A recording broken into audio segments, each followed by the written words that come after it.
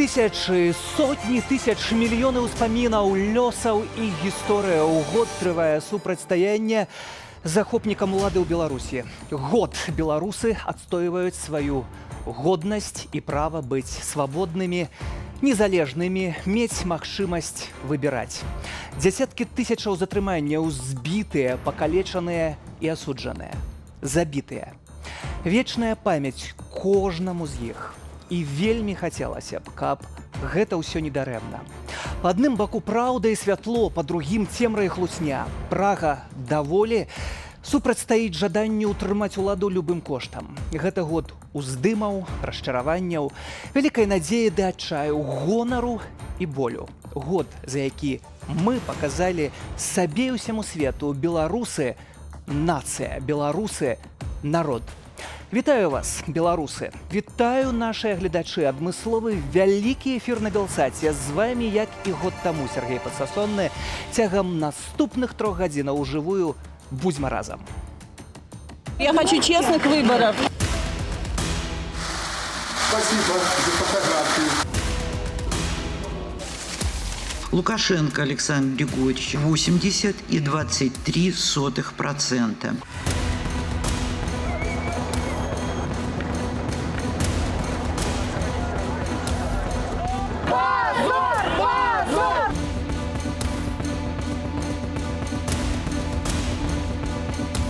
Время такое, когда надо говорить честно. Спасибо, я сказал все, можете кричать, уходить.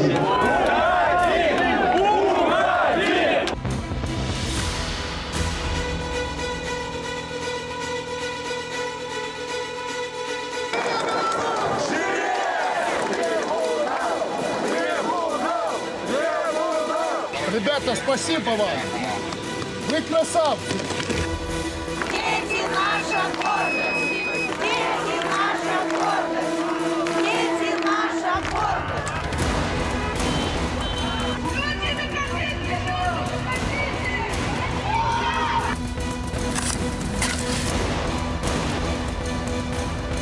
На проблему надо смотреть вширь.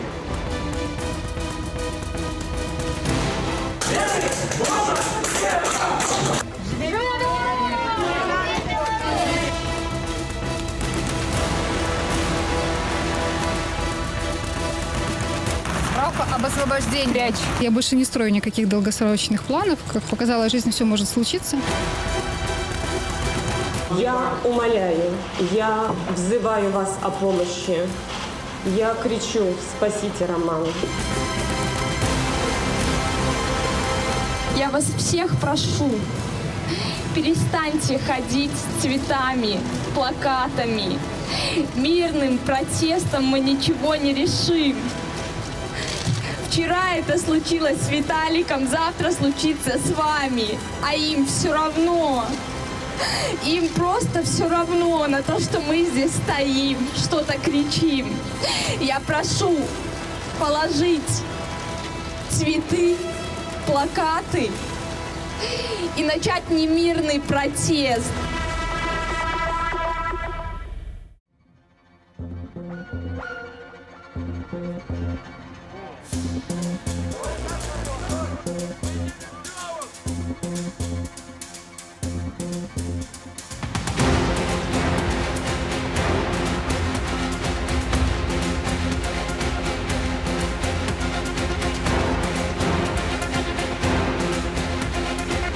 Призываю Чешскую Республику занять последовательную позицию против незаконного режима.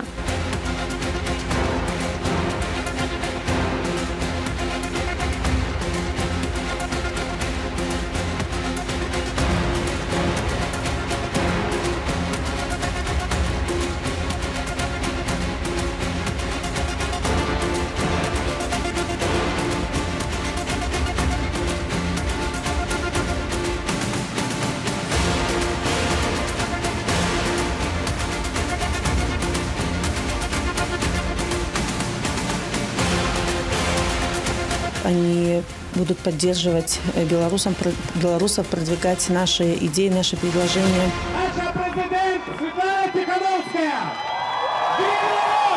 Дорогие мои, спасибо еще раз, что вы пришли сегодня. Вы пришли ко мне, но вы пришли друг к другу, чтобы еще раз посмотреть друг другу в глаза и увидеть уверенность в том, что у нас все получится, потому что мы вместе. И спасибо вам за то, что вы не бросаете друг друга. Год спадарства сёння мінае ад моманту, калі гэтак званыя выбары адбыліся, і беларусы, вы зрабілі свой выбар. Год супрацьстаяння не спыняецца, і год вельмі сур'ёзных высноваў і аналітыкі. Цягам наступных 3 гадзінаў наш адмысловы эфір, і на першую гадзіну мае і спадарства госці. Гэта Сцяпан Пуціла Нехта, вітаю. Павел Латушка, Народнае антыкрызіснае ўпраўленне, вітаю. Таксама Тацяна Хоміч, сястра Марыі Калеснікавай, вітаю. І Сергей Дылеўскі, стачкам МТЗ, сябра прэзідыуму Каардынацыйнай рады, вітаю. Спадарства, гэта вельмі і вельмі складаны год. Складаны асабліва для тых, хто трапіў у ціскі гэтай сістэмы. Пачнем, напэўна, ад Марыі Калеснікавай, якую мы не так даўно пабачылі гэтыя кадры, якая не губляе аптымізму, ваша сястра. Але ўсё ж такі гэты аптымізм праз вялікую трагедыю, вялікую драму. Драму, праз якую праходзяць тысячы беларусаў. Як праходзіце вы гэты год? Я, на самом деле, меня очень сильно вдохновляет Маша, я думаю, как и многих белорусов и людей из других стран. Мне кажется, она весь мир уже вдохновляет. И действительно, я знаю, что за событиями в Беларуси следит весь мир. И это, опять же, дает очень много сил. Это дает энергии, вот эта поддержка, которая есть. При этом я получаю сотни сообщений от белорусов из Беларуси и за границей, которые постоянно пишут о том, как они восхищены Машей, что действительно это дает им силы. Белорусы очень много помогают. То, сколько белорусы сейчас делают, это нельзя сказать, там делают для кого-то, это все делают для себя, да, для своего будущего. Это, конечно, большая поддержка, это огромное вдохновение. Мне кажется, это для всех так, потому что вот работа волонтеров, активистов на протяжении уже более года абсолютно вот такая большая самоотдача, несломленность, конечно, она очень вдохновляет. Беларусы робяць вельмі шмат, спадару Павел. Калі вы глядзіце на гэты год з сённяшняй перспектывы, ці штосьці варта было зрабіць інакш, ці такіх рэчаў вельмі шмат? Ну, я хотел бы, продолжая то, что сказала Татьяна, сказать, что для меня это был счастливым годом с какого точки зрения, что я познакомился с очень многими уникальными людьми. Мария Колесникова, Сергей Дылевский, Степан, хочется сказать, Нехта, Путила, да, Светлана Тихановская, Максим Знак. То есть очень много действительно людей, которых вы стали гражданами страны. Мы понимаем, что от нас зависит будущее Беларуси, как бы сложно нам не было бы сейчас. Степан, вельмі шмат рабіў ужо цяпер экстрэмісткі, так, канал Нехта, дзе было больш за 2 мільёны падпісантаў. Гэта вельмі сур'ёзная праца, але ці гэта была спантанная праца, ці сур'ёзна запланаваная? Ніхто да гэтага не рыхтаваўся. Мы ў тэлеграм уваходзілі увогуле, калі спрабавалі заблакаваць наш YouTube-канал. І, канешне, такіх пратэстаў не спадзяваліся, але перад жніўнем, калі вось гэты запал людскі, калі акцыі спачатку ланцугі салідарнасці, травень, чэрвень, ліпень, калі людзі самі прасілі нас пісаць пра тое, што адбываецца, і пісаць пункты збору, вось тое, чым зараз абвінавачвае нас зараз прапаганда, што мы нібыта координавали массовые беспарадки. Люди сами просили нас писать вось пункт збору. І гэтых паведамленняў было настолькі шмат, 200 там за некалькі хвілінаў. І мы просто вось давали сапраўдны народны такі інфармацыйны поток. І просто ператварыліся ў такі рупар народу. Таму гэтага ніхто не чакаў, але мы просто працягвалі, як калі ўжо разагналіся, вось каціцца наперад. Сапраўдны голас народу гэта быў голас рабочых, голас, які ўсіх захапіў у гэтых пратэстах. асабліва гэта пачаткі, першыя тыдні, месяцы, калі на МЗКТ крычалі да Александра Лукашэнкі сыходзь, і ён не ведаў, што на гэта адказаць. Але чаму раптам рабочыя здаліся ці здаліся? Ну, скажем так, рабочие не сдались. Рабочие, может быть, как-то не были готовы к тому прессу, с которым они столкнутся тогда. Ведь на самом деле, когда протесты начались, это вот именно год назад, да, 8-9 августа, и еще раз вот спасибо Степе, спасибо новостным каналам, которые инструктировали нас, когда не было интернета, как пробиться через VPN, вот эти вот все действия, чтобы получать хоть какую-то информацию. И я помню, насколько оперативно Степан выдавал информацию, где концентрируются, то есть силовики, да, где концентрируются люди, где нужна помощь действительно, человечески, физическая, где людей не хватает, где людей убивают на самом деле. Мы рвались просто туда. Вот. С рабочими вышла ситуация до банального простая. Мы тогда не знали, что делать. Вот. Очень многие на самом деле люди, заводчане, при слове забастовка лезли в Википедию, что это такое, как с этим работать, что с этим делать. У нас не было опыта никакого.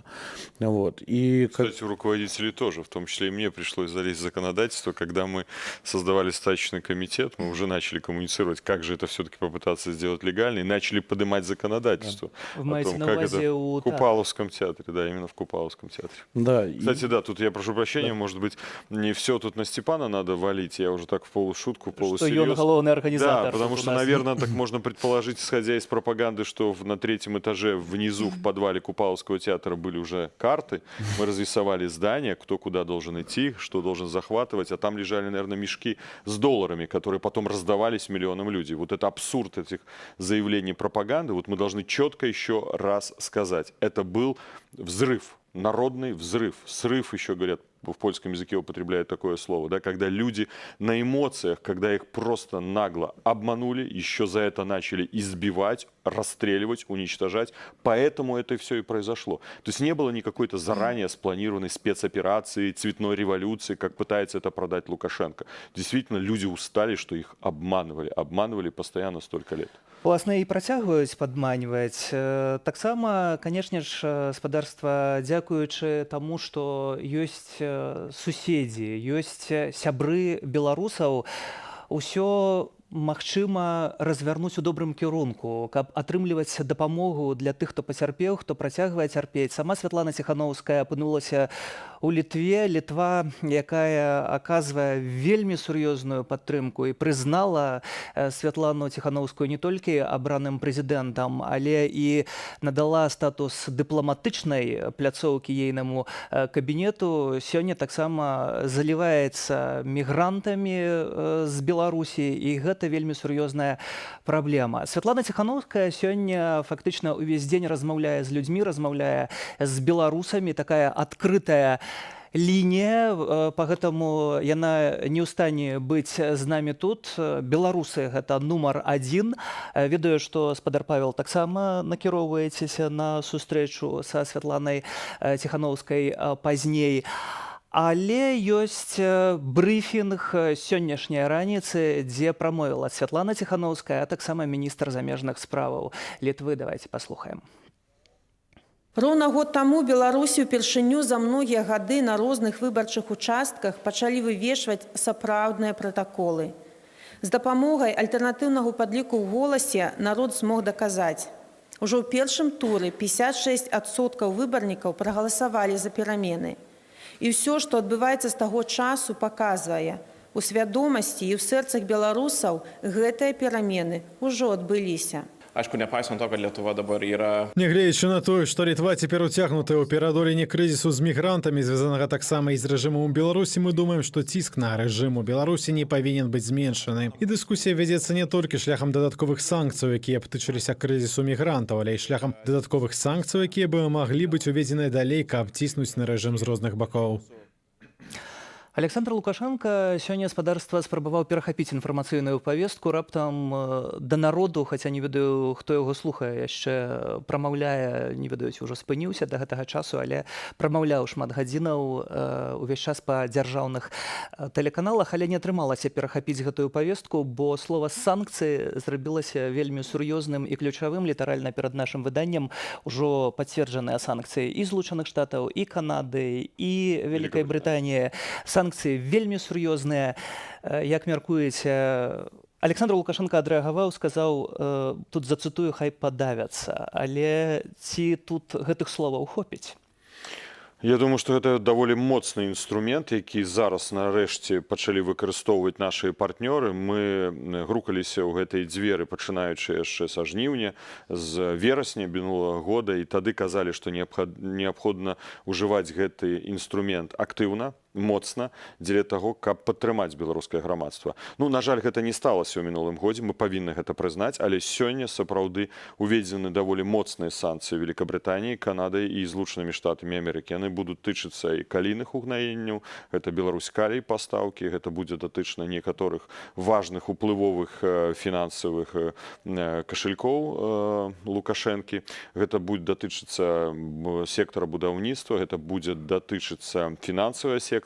Гэта будзе сапраўды вельмі моцны ціск. Мы, конечно, чакаем яшчэ на тлумачэнні, бо для нас вельмі важныя гэтыя другасныя санкцыі. Вось калі еўрапейская кампанія хоча ажыццяўляць адносіны з рэжымам і адначасова хоча падтрымліваць эканамічныя сувязі з Злучанымі Штатамі Амерыкі, і калі яны падпадае пад гэтыя санкцыі, то гэта будуць сапраўды вельмі моцны ціск на рэжым. Ён павінен гэта зразумець, яго час зайшоў. Свет стаіць за беларусамі, за беларускім народам.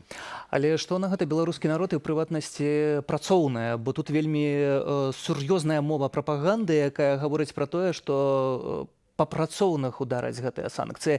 Як, спадар Сергей, у гэтай сітуацыі рэагуюць працоўныя, бо вы маеце галасы знутры? Працоўныя работники реагируют очень легко и просто на это. Просят санкций уже, наверное, больше полугода.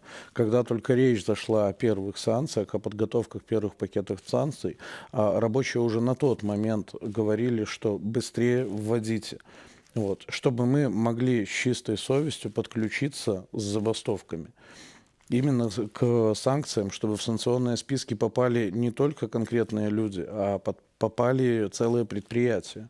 Вот, для того, чтобы остановить поток финансовых вливаний в режим Лукашенко.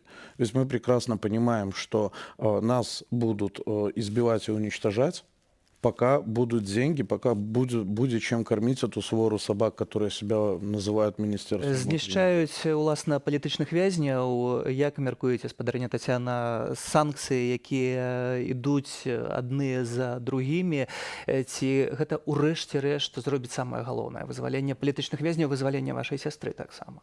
Ну, я думаю, что прежде всего стоит сказать, что такая реакция, на самом деле, да, на новости о санкциях, и это каждый раз происходит, когда становится известно о новых санкциях, она говорит как раз о том дискомфорте, да, который они создают для белорусских властей. Именно вот эта сразу резкая такая моментальная реакция говорит о том, что, конечно, они этим очень недовольны. Я думаю, что так или иначе нужно какое-то время, да, чтобы понять, что, какой дальше будет процесс диалога. Может, он все-таки наконец начнется. Да, то, о чем говорят уже более года, о чем говорила моя сестра Мария Колесникова еще в августе, что нужно наконец остановить это насилие репрессий, просто говорить со своим народом. Сцяпан, таксама вельмі шмат галасоў народу гучыць у цябе на тэлеграм-канале, шмат чаго вы публікуеце, нешта не публікуеце. Тое, што застаецца ўнутры, гэта жаданне чаго? Дыялогу, помсты, справядлівага суду, як гэта выглядае? Прапаганда зараз спрабуе пераканаць нават заходнія краіны ЗША, што санкцыі нашкодзяць беларусам і што яны супраць гэтых санкцыяў, бачылі гэтыя звароты. Але таксама таксама я нагадаю, што праводзіўся ў тэлеграм апытання нават адключэння ад сістэмы SWIFT міжнародных банкаўскіх плацяжоў больш за 60, я дакладна зараз не ўзгадаю, але адсоткаў людзей падтрымлівае гэта. І варта таксама і пра гэта казаць і ўзгадваць. Але мы атрымліваем таксама вельмі шмат паведамленняў і тыя, якія датычацца супраць санкцыяў. Гэта, як правіла, проста перапосты з нейкіх дзяржаўных каналаў. Сапраўдныя людзі, людзі, той мільён людзей, якія з намі зараз на каналах у Ютубе, у Тэлеграме, яны проста разумеюць, што гэта патрэбна. Вельмі сур'ёзна гучаць таксама галасы актыўныя бота у сацыяльных сетках, якія пішуць і заклікаюць супраць санкцыяў, але таксама ёсць і група апазіцыйных палітыкаў, якія таксама пра гэта гавораць. Ці на гэта звяртаеце ўвагу? Канешне, звяртаем, але бачна, калі большасць галасоў, так як я казаў у жніўні, калі ўсе пісалі, што трэба на пратэст, то так і зараз ніхто не піша, што не варта ўводзіць санкцыі. Бо тут гучаць такія галасы, я баюся, што прагучаць зараз таксама гэтае абвінавачванне, што тут ледзь не Белсат таксама з'яўляецца нейкім рускаміраўскім каналам, які гаворыць пра санкцыі, які гаворыць пра людзей, якія працуюць на Маскву, штурхаючы праз санкцыі ў кірунку Масквы. Што на гэта адказваць? Бо часам не ведаешь, ці тут рационально можно штосьці, спадар Павел, отказать. Прежде всего, кстати, это в европейских политических кругах определенные лица высказывали эти опасения. Неоднократно нам приходилось сталкиваться с этой аргументацией и давать соответствующий ответ. Давайте разберемся в следующем. То, что сегодня сосредоточена власть в руках одного человека, как раз-таки является самой главной угрозой для независимости и суверенитета Беларуси. Суверенитет и независимость всегда будет иметь более высокий уровень гарантий в том случае, когда само общество определяет будущее развитие государства, когда именно граждане определяют свою судьбу. Когда мы отдаем это в руки одного человека, который даже не удосуживается информировать от нас о том, какие он проводит переговоры, какие соглашения он планирует принять. Сегодня он заявил, что мы даже по предложению Путина отказались от 31-й карты. Вообще, кто тебе вам дал право обсуждать эту 31-ю карту? Вы спросили у белорусов, готовы ли они к какому-то объединению, тем более, что белорусы не ведают, что это за карта. Вот как раз-таки это является проблема. Следующее. Если мы сейчас будем медлить, мы будем все больше создавать возможности и условия для восточного соседа оккупировать Беларусь через то, что будет изъята часть нашего суверенитета, а в последующем мы потеряем свою независимость. Ведь мы еще забываем одну тему. Россия приняла законопроект, в соответствии с которым все граждане, рожденные на территории Советского Союза, имеют право получить гражданство Российской Федерации. Что сейчас будет делать Россия в отношении граждан Беларуси? Граждане Беларуси, я уже слышу такие голоса, например, со стороны бизнеса, будут получать российское гражданство. Далее территория или количество людей с паспортом российским на территории Беларуси возрастает. Значит, что возникает? У россиян право защищать интересы своих граждан. Мы это уже проходили. Что было уже в истории, в геополитике мы Поэтому мы должны как можно быстрее прийти к разрешению этой ситуации в интересах белорусского народа. Зрэшты, разам з беларускім народам у гэтай сітуацыі таксама і Злучаныя Штаты. Сёння з'явіўся адмысловы відэазварот амбасадаркі ЗША у Беларусі Джулі Фішер менавіта з нагоды гадавіны выбараў. Greetings from Washington. On the one-year anniversary of the fraudulent election of 2020, I'd like to take a moment to recognize how this momentous day represents a turning point for Belarus. That day, 1 year ago, voters turned out in record numbers to make a choice for the future, for a new Belarus with new leadership. Regrettably, the regime had other ideas. Well before August 9th, they made clear their unwillingness to compete on a level playing field. And in response, hundreds of thousands of Belarusians made it equally clear that they would not accept a fraudulent election. Belarusians stood together and marched together, risked arrest and injury together. Belarusians insisted that their voices be heard and their votes counted. And their conviction demonstrated in cities and towns across the country that Belarus was ready for change. Because of those actions, Belarus on this August 9th is very different than it was just 1 year ago. The world stands witness to the sacrifices and the injustices being done. So along with our allies Lithuania and Poland, whose leadership and support of the people of Belarus has been in evidence for decades, we join the European Union, the United Kingdom, Canada, and other partners in supporting fundamental freedoms for the citizens of Belarus. Together, we continue to reject the conduct of the election last August. We join in calling for the regime to respect human rights and fundamental freedoms, including the ability of journalists and media workers to do their jobs without being threatened.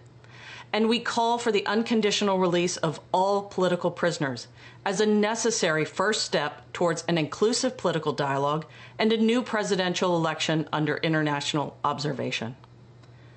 1 year ago, the August 9th election was a step closer to the future Belarus deserves, a democratic, sovereign, and prosperous nation.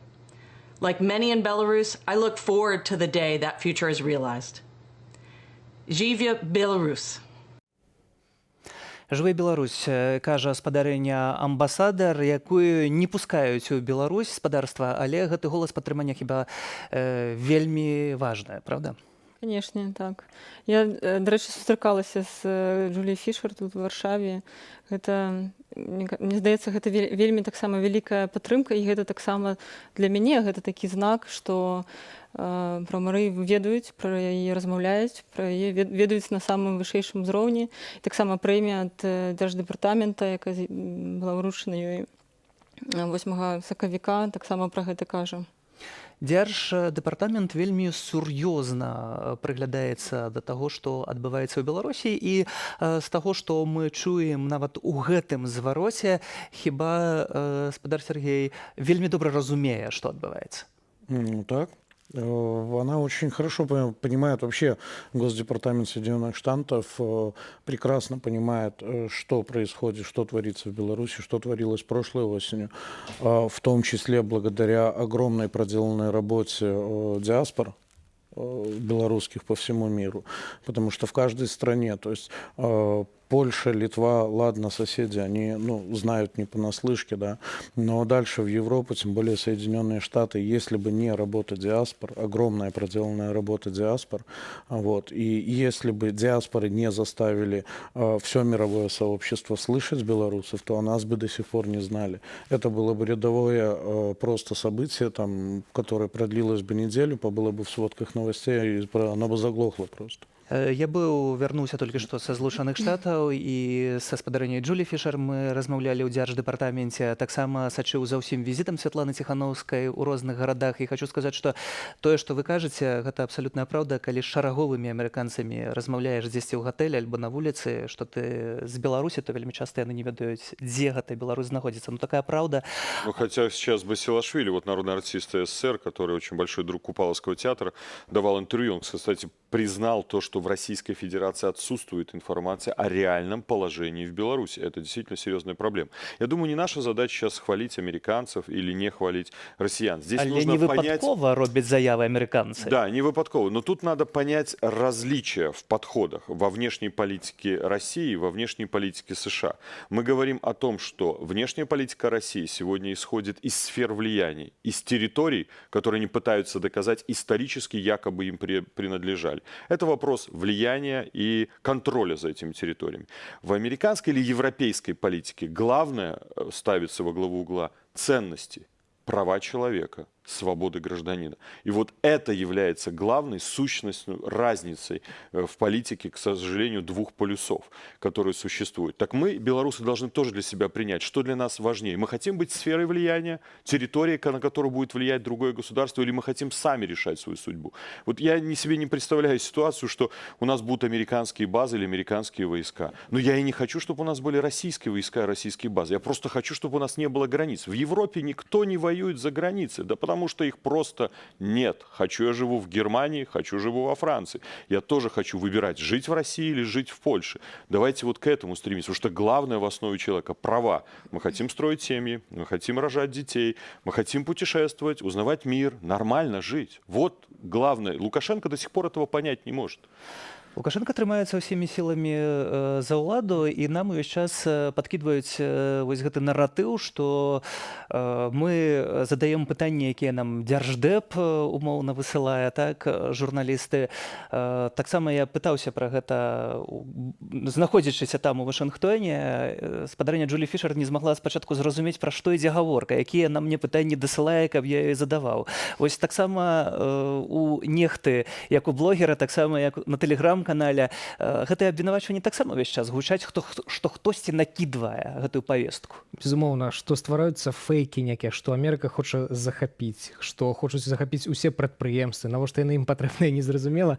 Але сапраўды ўлады лічаць, што гэта не Расія мае тут уплыў, як сказал спадар Павел, а Амерыка, якая ўвогуле на іншым кантыненце знаходзіцца. Вядома, вось гэта асноўная тут гэта барацьба за правы чалавека і за прытрымання вось гэтых прытрымлівання дэмакратычных нормаў, нармальных нормаў. Я памятаю, што калі мы са Сцепанам пазнаёміліся ў офісе, я прыйшоў першы раз, калі прыехаў вось тады у Варшаву, я зайшоў у офіс і сказаў: Степан, добрый дзень, я ваш куклавод. І он на мяне так паглядзеў са здзіўленнем, правда. Але гэта быў жарт, ну сапраўды, вось чамусьці вось, ну, конечно, КДБ хоча прадаваць заўсёды гэтую гісторыю, гэту байку, якая падабаецца Лукашенко. Усе куклаводзяць, усе тут пад спецслужбамі працуюць і гэтак далей. Ну, просто... Даже спустя год, на самом деле, они не понимают, что вся вот эта история, да, она творится руками белорусов. И они продолжают говорить о том, что там есть какие-то кукловоды, которые принимают решения, говорят, что делать.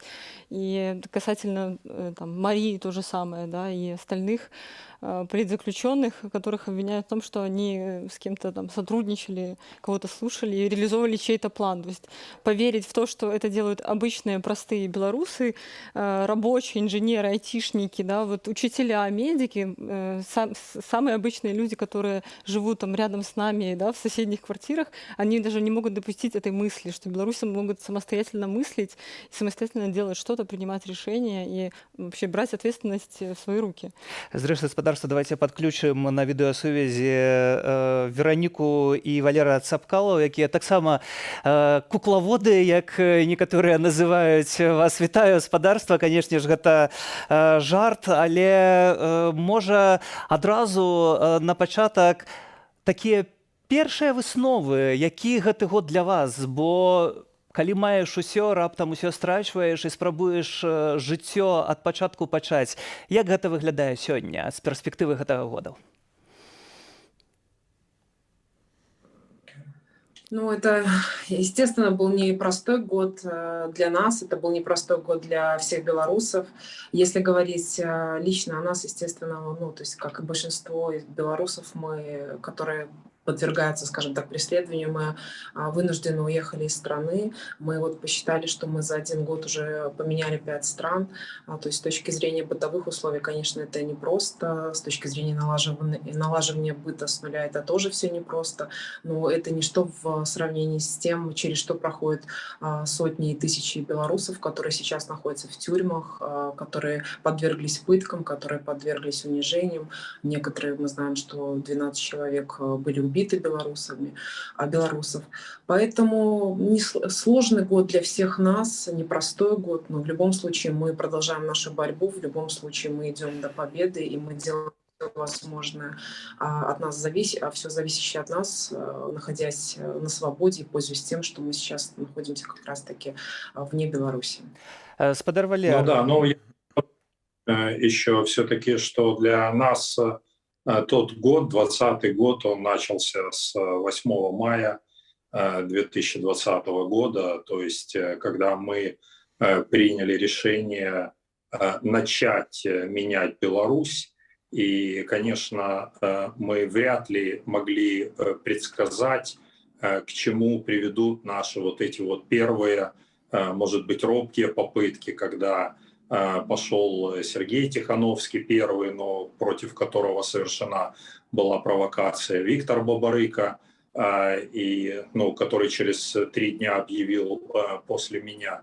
То есть, в общем-то, мы начали тогда вот это вот движение расшатывать, как бы, если можно так выразиться, ситуацию. Естественно, что мы, не являясь никакими кукловодами, мы просто хотели показать, что Беларусь может быть другая страна. Мы хотели продемонстрировать, что мы можем жить свободно, богато, в независимой стране. И для этого мы действительно пожертвовали очень-очень многим. Вот. Но я, конечно, еще хотел бы вспомнить тех, кто действительно стоял тогда с нами в этом 2020 году и которые оказались в гораздо более сложной ситуации, которые не только лишились имущества, но и лишились свободы. Это Виктор Бабарыка, это Сергей Статкевич, это Павел Северинец.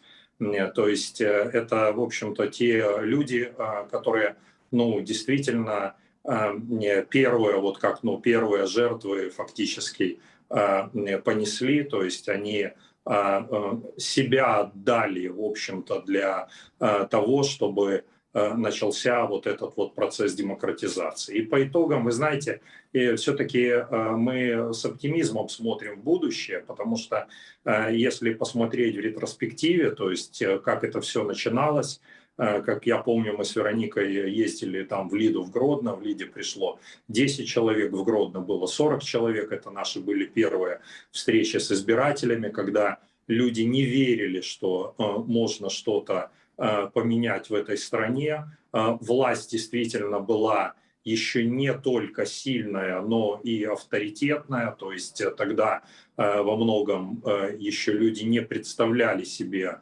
сущность этого режима, большинство не представляли. Когда боялись, действительно было страшно, потому что ты понимал, что против тебя работает действительно очень-очень серьезная большая машина. Вот. Но я думаю, что точка невозврата в Беларуси пройдена. И теперь, что бы ни говорил этот персонаж, мы понимаем прекрасно, что не только мы на него смотрим с презрением, потому как нет у него больше никакого интереса в том, чтобы, вернее, даже никто не верит в то, что он говорит, что он какой-то желает добра белорусскому народу.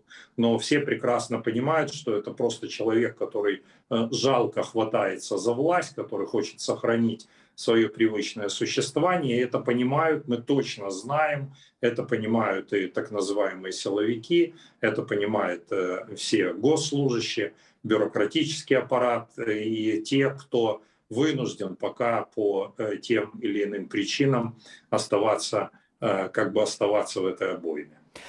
Дзякую вам за гэты каментар. Вероніка Цапкала і Валер Цапкала з намі былі спадарства на сувязі, а таксама пра тое, як адбываецца ўсё ўнутры сістэмы. Пра гэта, канешне ж, сведчаць шматлікія і кадры, і таксама тое, што з'яўляецца ад часу да часу у сеціве. Эксклюзіўнае відэа, якое Белсат днямі атрымаў ад кіберпартызанаў, а тыя, у сваю чаргу, здабылі яго, узламаўшы сістэму МУС. Відэа з міліцэйскіх дронаў, а на ім бачныя не толькі пратэсты, але і стратэгічныя манеўры гэтак званых сілавікоў.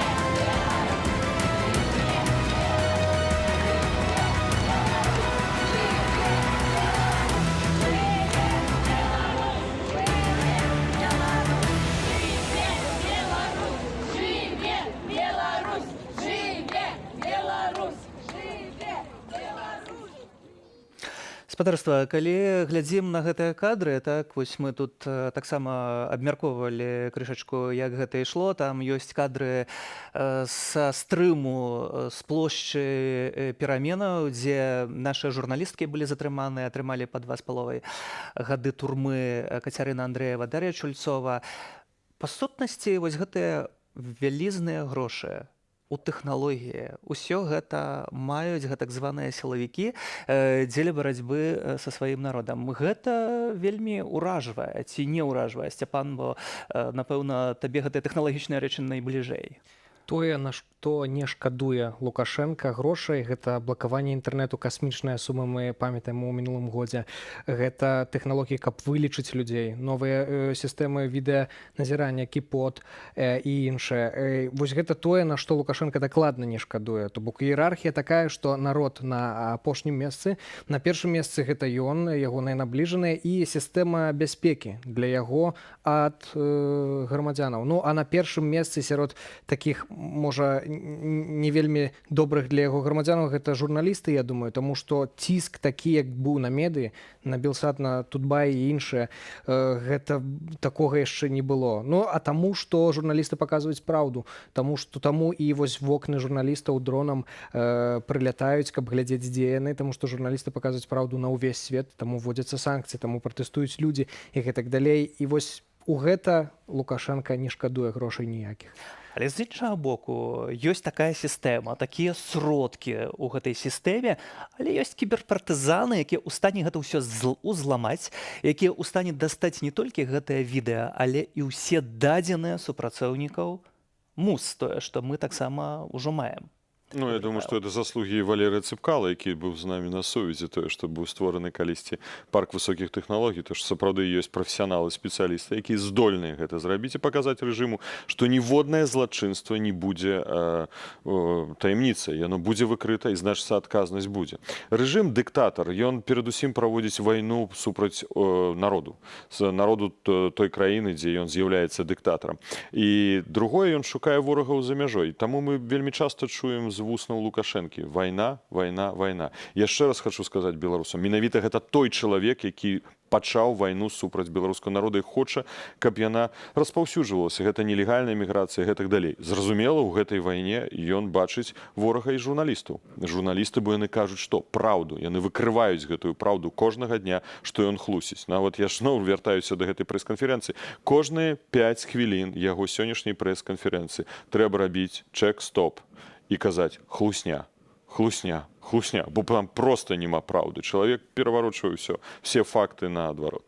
Зрэшты, гаспадарства, давайце паслухаем галасы людзей. Мінуў год, а з ім ужо і 27 гадоў татальнай дыктатуры. І хоць вялікія пратэсты зніклі з вуліц, большасць тых, хто год таму не пабаяўся і выказаў сваю нязгоднасць адкрыта, засталіся на радзіме. Як цяпер жывуць беларусы, і ці варта было выходзіць на пратэсты? Жыхары і госці сталец.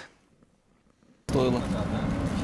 Выходить стоило, потому что я считаю, что в такой ситуации, когда грубо попраны все права человека, когда в наглую захватывается власть, естественно, народ должен на это реагировать. Не нужны. Не нужны. Чему? Никому. Мирное время жить лучше, чем во время войны. Город попортили, где-то разрисовали, где-то нагадили. А так в целом, выборы состоялись, все нормально, у власти все, кто есть. Все хорошо, все нормально. Я думаю, что стоило. Конечно, стоило. Нет вопросов. Надо что-то менять по-любому. Вот. Другой момент, что если бы тогда люди остались, сейчас, возможно, все бы поменялось. Результатов, как по мне, еще пока нет, но в любом случае это что-то обозначило, значит, народ не согласен, значит, в дальнейшем результаты однозначно будут. Стоило ли? Я думаю, что стоило. Почему? Я же говорю, что я такое говорить не могу, извините. Не на камеру. Стоило, чтобы свою позицию показать. Я не сильно в теме политики, поэтому, наверное, сильно много вам не расскажу. даже не знаю, как объяснить. Но я считаю, что нужно было. И я считаю, что все, что люди выходили и высказывали свое мнение, это было правильно. Основную часть работы белорусский народ сделал. Стоит продолжать высказывать свою позицию. Это правда, нас большинство, и на этом надо стоять. А что делают власти, я не знаю. Мне по факту не важно, кто будет президентом, мне важно, чтобы соблюдался закон. Это самое важное для меня. Стоило, но, как вам сказать, чего-то не хватало все равно. Ну, людей, тех, которых я видела, вот живя здесь, ходя, они были просто люди. Не толпа пьяниц, не толпа проституток, а шла реально люди, у которых ум, интеллект в глазах был. Ну, не знаю, я лично восхищалась всеми, кто ходил туда. Просто восхищалась. И завидовала тем родителям, которые таких детей воспитали. Вось такія меркаванні жыхароў і гасцей сталіцы. Спадарства, варта ці не варта? Гэта вельмі сур'ёзнае пытанне сёння, праз год. Калі вы бачыце сваю сястру за кратамі, якая усміхаецца, якая танчыць, але ўсё ж такі у няволі, варта? Я давно для себя ответила на этот вопрос, еще, в принципе, в мае, потому что я вступала в инициативную группу Виктора Бабарика, конечно, понимала риски, которые могут быть. И знаю Машину позицию, да, то есть то, о чем она говорит все эти 11 месяцев, находясь под стражей, в тюрьме, без писем, без встреч с нашим папой, лишают лицензии ее адвокатов, да, постоянное такое давление. Я знаю ее позицию, она сказала, что она ни о чем не жалеет и повторила бы то же самое, да, то есть если бы была возможность, она опять поступила бы точно так же, ничего бы не изменила. И мне кажется, это ответ на вопрос, на самом деле, и здесь каждый сам отвечает для себя. Зрэшты, у нас ёсць таксама запіс з вашым бацькам. Я б прасіў цяпер менавіта яго паказаць спадарству, бо там мяне ўзрушыла вельмі моцна, бо бацьку спадара Александра не пускаюць на гэты працэс, бо ён нібыта закрыты. І калі спадар Александр глядзіць на гэтыя кадры з-за кратаў, але дзе бачыць сваю дачку, ён усміхаецца. Давайте паслухаем бацьку Марыі Калеснікавай. Маша цельный человек, волевой, и она это доказала. И во всех письмах, которые до меня доходили, она подчеркивала то, что она верна своим убеждениям, она не отказывается ни от каких своих ярких поступков. Вот. И в одном из писем она написала, что если открутить ситуацию назад, я поступила бы точно так же. Мне опять же приятно, что моя дочь проходит эти испытания очень достойно. Я очень ей горжусь. Горжусь тем, что, наверное, раньше я не замечал. Это ее мужество, ее великолепная мужская стойкость, я бы так это назвал. Ждать и надеяться, как говорится в романе Дюма. Ждать и надеяться. Ну и, конечно же, мы с Машей очень духовно и морально связаны. И со своей младшей дочерью. Поэтому все это придает нам силы эту ситуацию пережить вместе, пережить достойно. Вот. Я вижу это по Маше, я чувствую это в общении со своей младшей дочерью. Вот. Наверное, вот такая семейная атмосфера, отношение друг к другу, оно и помогает нам. Вось тое, што мы гаворым пра стаўленне адзін да аднаго, так, і кажа ваш бацька таксама пра тое, што каб не было гэтага падтрымання, было б вельмі і вельмі складана. Вельмі часта таксама гаворка ідзе пра старую апазіцыю, новую апазіцыю. Вось тут з гэтага месца я б спадарства вельмі хацеў падкрэсліць, што для Белсату няма старой апазіцыі, новай апазіцыі. Ёсць 610 на сённяшні дзень палітычных вязняў. Ёсць фактычна 40 000 людзей, якія патрапілі пад які-кольвічы пераслед. Ёсць таксама тысячы людзей, якія пакінулі сваю краіну. І мы памятаем абсалютна пра кожнага.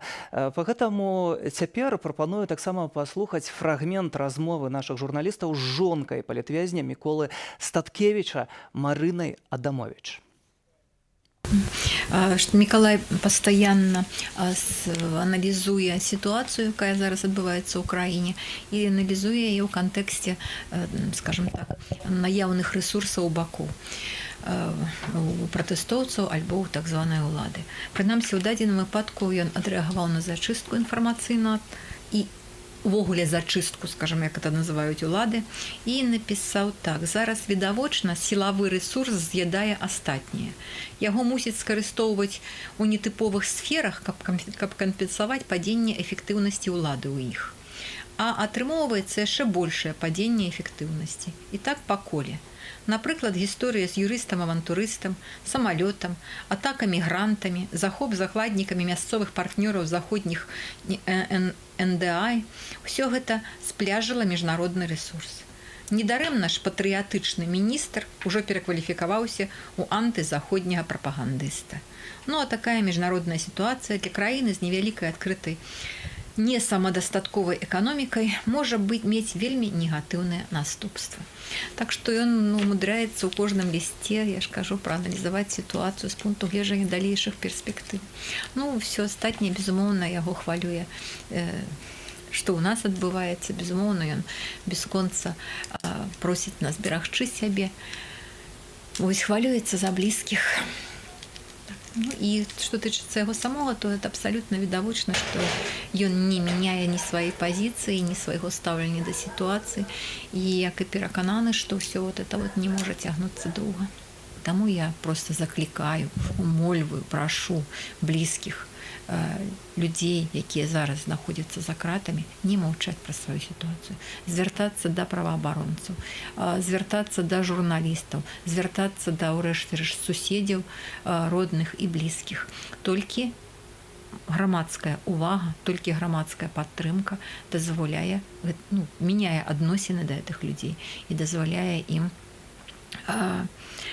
застацца хоць у нейкай ступені, скажем так, абароненымі ад вот этих вот рэпрэсіўных, неапраўданых дзеянняў рэпрэсіўнага апарата.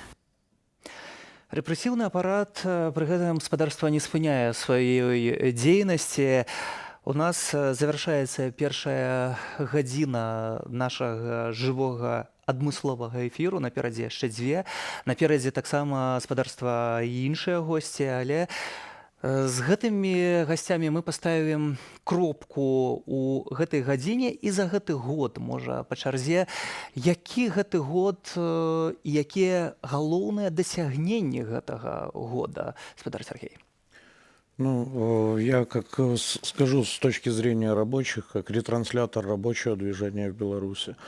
За этот год мы обрели вот себя как нацию, как людей солидарных между собой, как людей, умеющих думать и не действовать по шаблону, а действовать, импровизировать.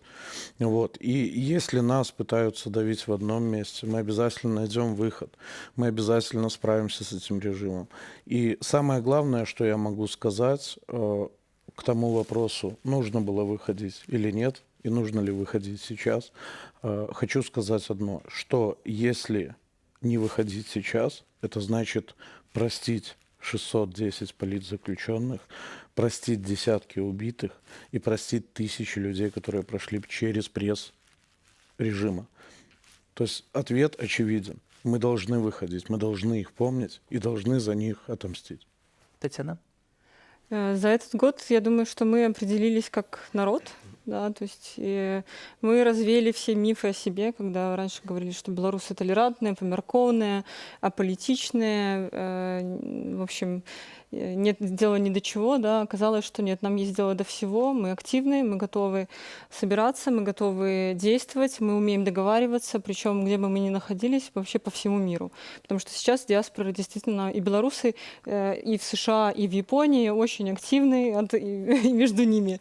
Мы действительно показали всему миру, кто такие белорусы, да, нас теперь действительно говорят, и это тоже очень важно, то есть вот эта вот самоидентификация. Я думаю, что это самое главное достижение, и мы узнали еще друг друга, да, друг для друга. Мы стали открытием, и очень приятным открытием. Мне кажется, это каждый день до сих пор продолжается. И для меня это была действительно самая такая большая и радость, в том числе. Я до сих пор под этим впечатлением, когда я вспоминаю все события вот, больше года назад уже, то, что началось, я действительно думаю, что это история, да, то есть мы вершим историю. Павел. Мы стали гражданами своей страны, но очень важно сейчас, как граждане Беларуси, понимать, что делать дальше. И мне кажется, прежде всего, мы должны консолидироваться и объединиться всеми демократическими силами. Мы должны начинать подготовку к массовой забастовке. Мы должны все, вот заканчивая этот эфир, входите на интернет-платформы, записывайтесь в план перемога. Нам необходимо активнее работать по партизанскому движению. Следующее. Пакеты санкций приняты. Конечно, надо добиваться следующего пакета от Европейского Союза за нелегальную торговлю людьми, который организовал Лукашенко. И главная наша задача, то, чего больше всего боится диктатор, оказаться в Гаге. Он должен быть признан международным террористом, а его режим – международной террористической организацией. И это все усилия мы направим сейчас на это, и мы сможем победить. Я в это верю. У Вашингтоне ўжо гавораць пра гэты трыбунал, і, магчыма, дачакаемся і гэтага трыбуналу, бо злачынстваў набралася вельмі шмат. Сцяпан.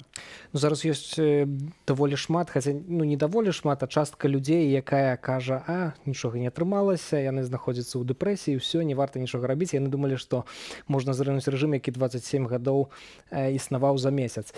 Аднак, калі ўзважыць аб'ектыўна ўсе факты, фактары, і вось такую чашу весов, як кажуць, зрабіць, што ёсць у нас і што ёсць у іх, то у рэжыму няма увогуле аніякай будучыні. У рэжыму няма падтрымкі людзей, у рэжыму няма легітымнасці, і у рэжыму ёсць толькі вось сілавікі, прадажныя суддзі і вось гэтая сістэма, якая у карыта. А у нас ёсць легітымнасць у Светланы Ціхановскай, бачылі гэтыя бюлетэні, галасы, ёсць будучыня і ёсць крэатыў, і вось тое, пра што сёння ўсе сказалі, што мы сапраўды сталі нацыяй, і варта не зараз дэпрэсаваць, а сядаць і працягваць рабіць працу. І ўсё ж такі таксама нельга сказаць, што Александр Лукашенко перамог. Каб ён перамог, то сёння б не рабіў гадзінамі гэтую канферэнцыю сваю. Каб ён перамог, то ён бы не працягваў гэтыя затрыманні, якія мы сёння назіраем, і гэтак далей, і гэтак далей. Перамогі нават з сіламі, грашыма, рэсурсам, падтрыманнем Масквы мы ўсё ж такі у Александра Лукашэнкі па-ранейшаму не бачым. Дзякую вам за гэтую гадзіну. Сцяпан Пуціла Нехта, спадар Павел Латушка, народнае антыкрызіснае ўправленне, спадарыня Тацяна Хоміч, сястра Марыі Калеснікавай, Сергей Дэлеўскі, стачкам МТЗ, сябра прэзідыуму каардынацыйнай рады. Спадарства, гэта не азначае, што эфір завяршаецца. У нас яшчэ наперадзе ажно 2 гадзіны жывога эфіру, і з'явяцца новыя госці. Згадваецца адзін з каментароў назіральнікаў падчас датэрміновага галасавання, што раней НКВДшнікі здзекваліся з людзей, не даючы прысесці. Летась гэтак рабілі настаўнікі нашых дзяцей, сябры выбарчых камісіяў. Згодна з рэкамендацыяй Лідзіі Ярмошынай, яны выдваралі назіральнікаў з участкаў, забіралі ў іх крэслы, натраўлівалі міліцыю. Некалькі гісторыяў пачуем спадарства ўжо цяпер.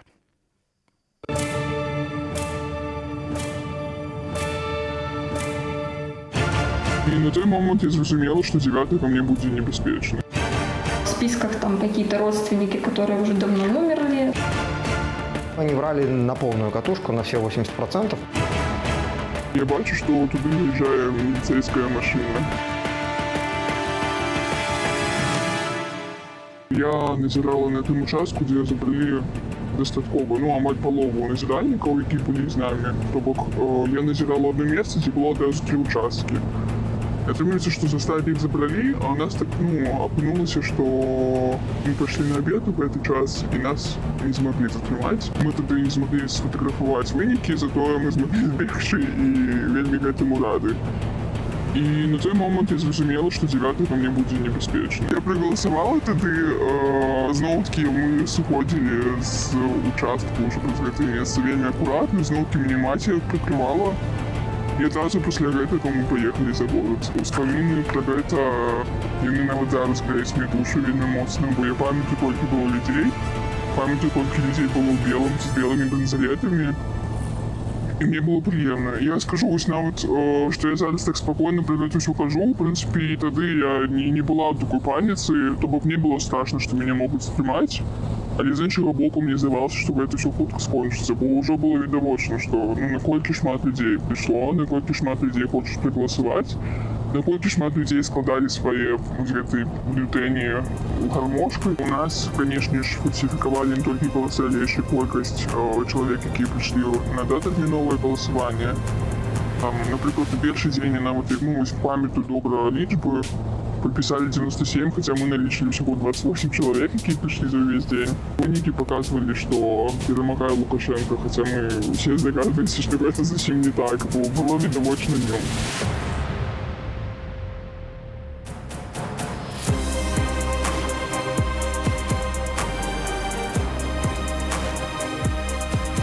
Мы не видели, как люди бросали бюллетени в урну. Нет, да, мы там... Участок был на 2-м этаже школы, мы сидели на крыльце школы.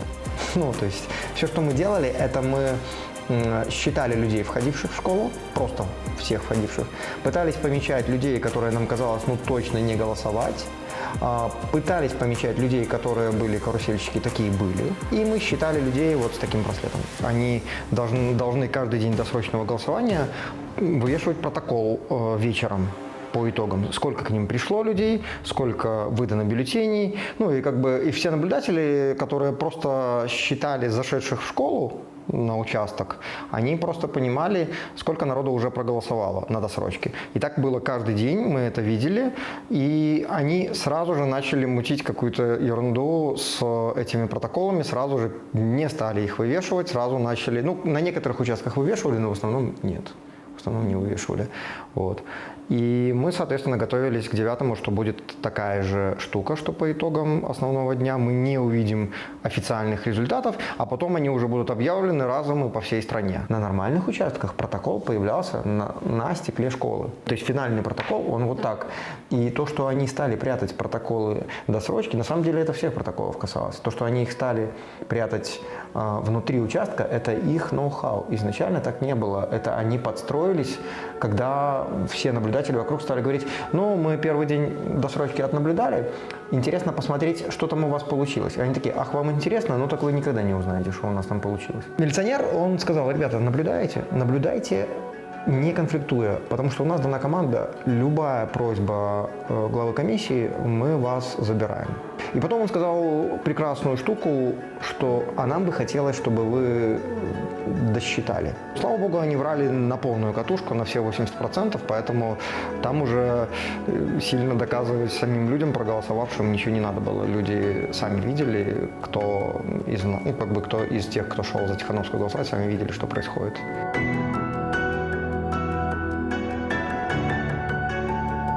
В школе было организовано специально в эти же дни там какая-то регистрация новых учеников, какие-то справки, выдача справок многодетным, выдача каких-то еще там бумажек, запись в кружки. Это была картинка для нас, потому что работники школы, которые стояли на входе, они каждого входящего как бы спрашивали, вы на голосование, обращая внимание, чтобы мы заметили тоже, что как будто бы человек ответил «да», указывали ему «вот, идите в ту сторону». Несмотря на то, что в школе было 2 участка, по результатам досрочных, в их официальных протоколах досрочного голосования, каждый день оказывалось в 1,5, в 2, в 3 раза больше людей, чем в принципе зашло в здание. К нам подходили люди и жаловались, что в списках там какие-то родственники, которые уже давно умерли, в списках родственники, которые уже много лет уехали из страны и не живут. Как-то что-то все шло, становилось понятно, что, ну, как бы, даже если люди проголосуют, никто не посчитает, но и мы думали, что люди не проголосуют. Но 9 утром мы пришли, сели, и как повалил народ, и у меня слезы стояли на глазах от этого количества людей, которые шли, и я понимал, что они все идут голосовать за нас, за нашу страну. Ребята взяли каких-то группу юристов, скорее всего, тех же с объединенного штаба, которые переработали, упростили этот материал для нормального понимания. Собрать 10 подписей, да легко. Что там надо еще? Да вообще ничего не надо было. Заявление твое личное и подписи избирателей. Либо можно было пойти в какой-нибудь там Красный Крест или еще какое-нибудь общество, там вот правозащитный центр «Весна». Наверное, с начала досрочки мы были под наблюдением КГБ, прослушивали мой телефон. И когда начались волнения в ночь после выборов, меня причислили к одному из, наверное, ну, не знаю, там, что значит организаторов. Ну, то есть, короче, они решили, что надо меня закрывать. Я думаю, что где-то к декабрю примерно, если бы мы в середине ноября не свалили, то где-то к декабрю я был бы уже под стражей, и где-то к январю, к февралю я бы уже был осужден.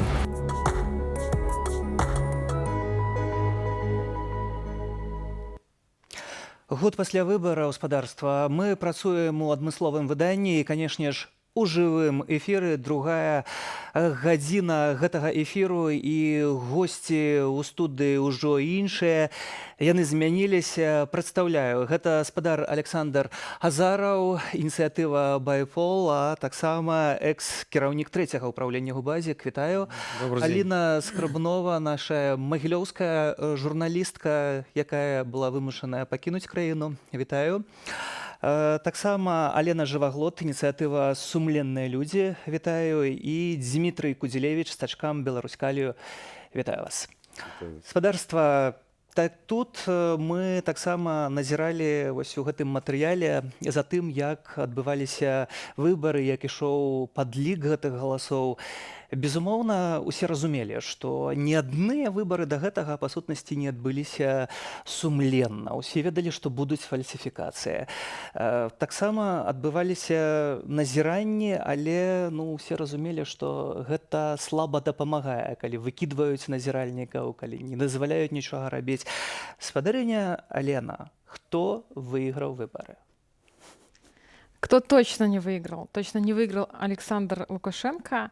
Кто выиграл выборы благодаря расследованию, которое провела команда «Голос», мне кажется, вместе с Маланкой, мы утверждаем, что Светлана Тихановская. По итогам выборов президентских 2020 мы утверждали, что выборы не выиграл Александр Лукашенко, и с высокой долей вероятности победила Тихановская. Фактически данные говорят о том, кто точно не выиграл, вот, и помогают нам понять, кто, скорее всего. Расследование показало, я не принимала в нем участие, что выиграла Светлана Тихановская. Спадарства, ёсць у нас таксама відэа дзень выбараў, як праходзіла галасаванне. Дзень, які для многіх зрабіўся такой лініяй да і пасля.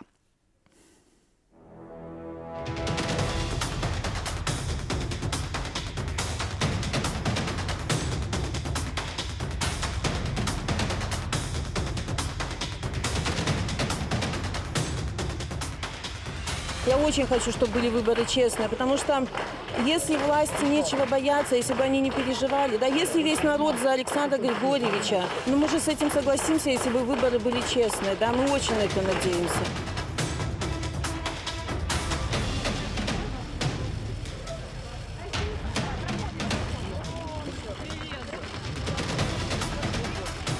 Сейчас это все на совести людей, которые будут подписывать конечные протоколы. Мы их призываем к тому, чтобы они вели себя очень честно, в первую очередь перед собой, потому что этим людям всю жизнь смотреть на себя в зеркало, общаться со своими детьми и внуками. Они сейчас творят будущее Беларуси.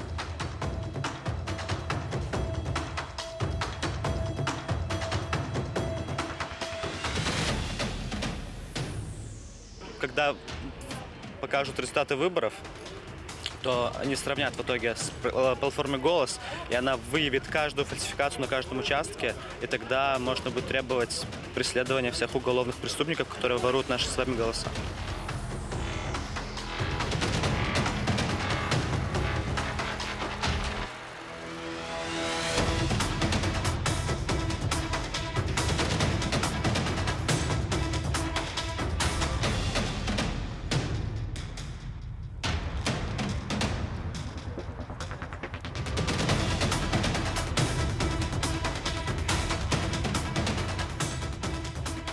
Ну, ось ви бачите у мене. Ось. Я зробила вибор за Святлану Тихановскую, і тому що це вибор за новую Беларусь, в якой я хочу жить, в якой я хочу, чтобы жили и заставалися мои дети. Я, конечно, проголосовала за Тихановскую и вельми сподіваюся, что белорусы зробят правильный выбор у конце концов, потому что 25 годов этой улады уже сапраўды вельми набридно людям. И люди чекают, что будет правда в конце концов. Люди чекают, что будут вольные.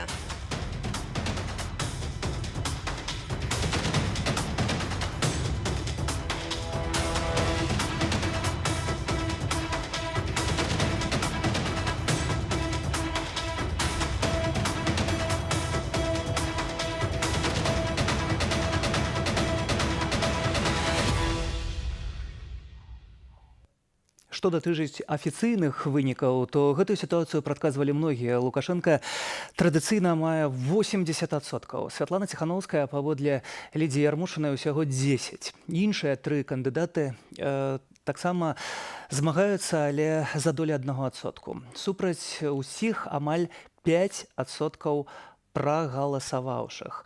Фотаздымкі, на якіх пратаколы, а на іх спадарства бачна, што перамагае Святлана Тихановская. І гэта, канешне ж, усё можна было пабачыць. Спадару Дмітрый, што найбольш абурала ў той дзень? Гэтыя 80% ці тое, што адбылося пасля, калі пачалі збіваць людзей? Што было уздымом и рухом, что треба выходить? Ну, я хочу сказать, на мой взгляд, по-моему, главным основным триггером того протестного движения среди шахтеров, ну, я как житель города Солигорска и работник Беларуськалии буду говорить за горнодобывающую, ну, как бы за работников горнодобывающей промышленности.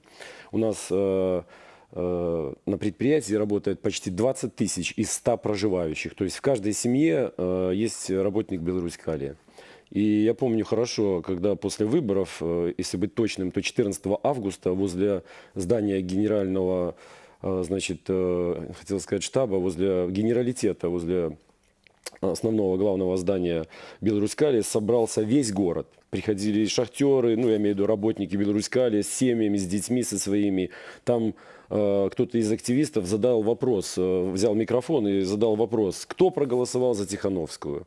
И десятки тысяч, я не побоюсь этой цифры, подняли руку, ну, подтвердив свой голос.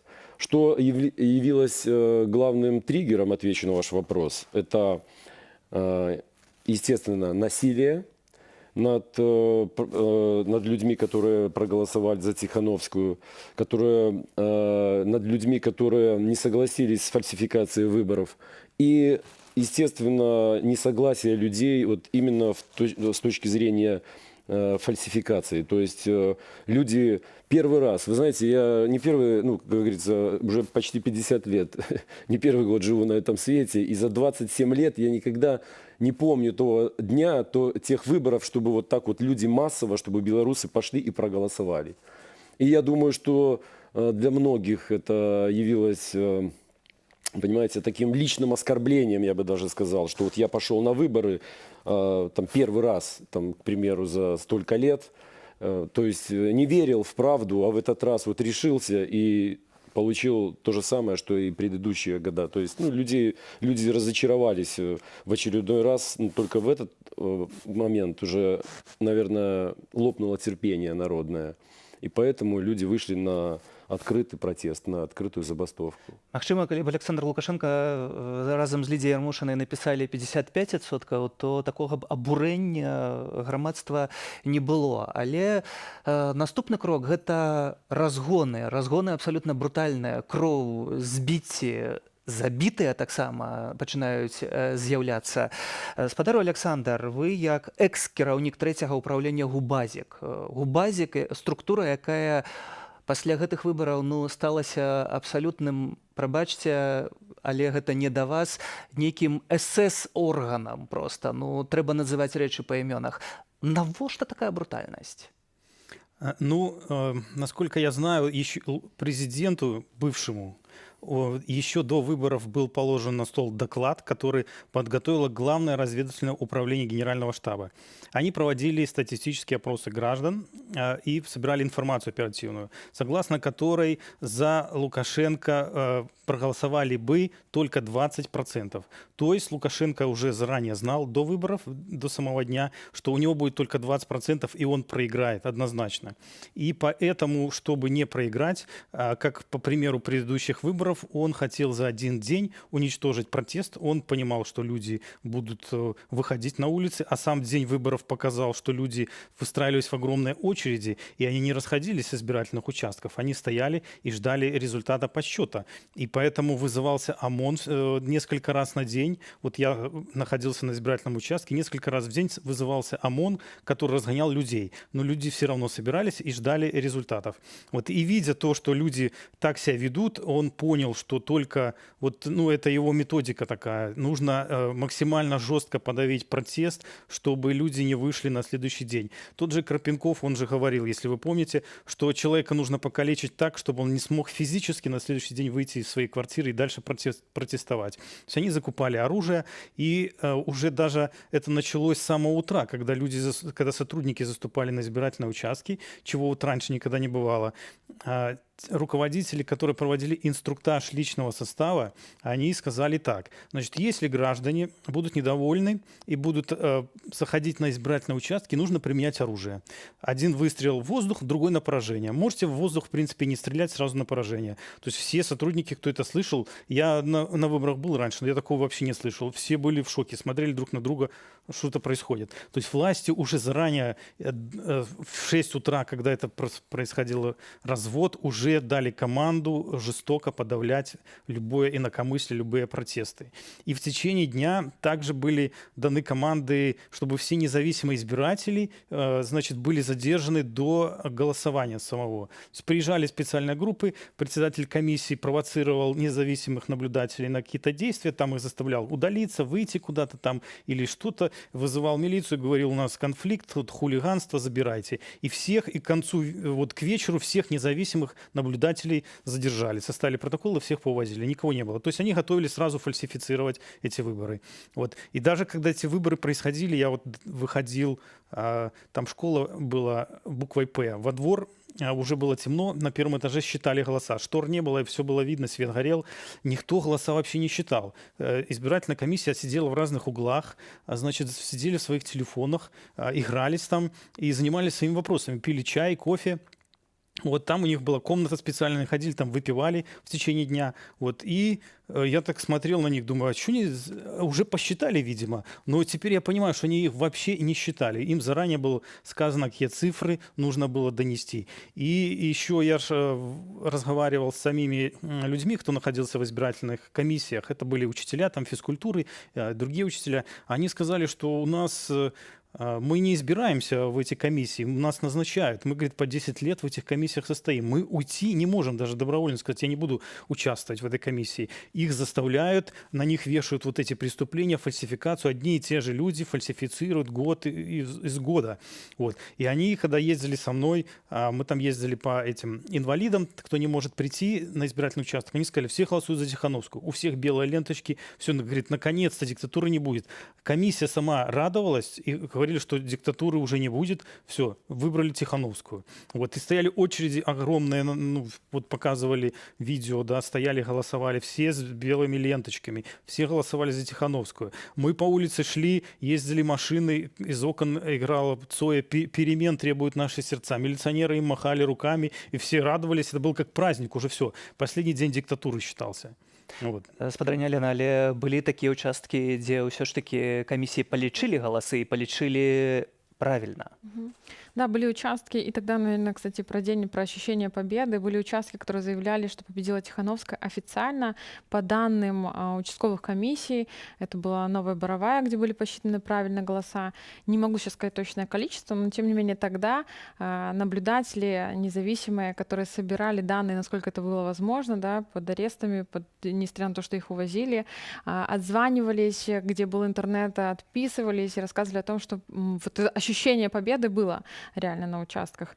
Ну, а потом уже понятно, что пропал интернет. Когда включился интернет, тогда мы стали давать данные по фальсификациям, ну и тогда уже вскрылась правда. Зрэшты, ёсць фотаздымкі, вось мы іх паказваем, на якіх пратаколы, а на іх перамагае Святлана Тихановская. Спадарства, тут тыя сумленныя камісіі, якія таксама былі пакараныя. Таксама вядома нават пра смерць аднаго з чальцоў такой камісіі, якая выглядае нібыта як самазабойства, але гэта ўсё таксама выклікае шмат сумневаў.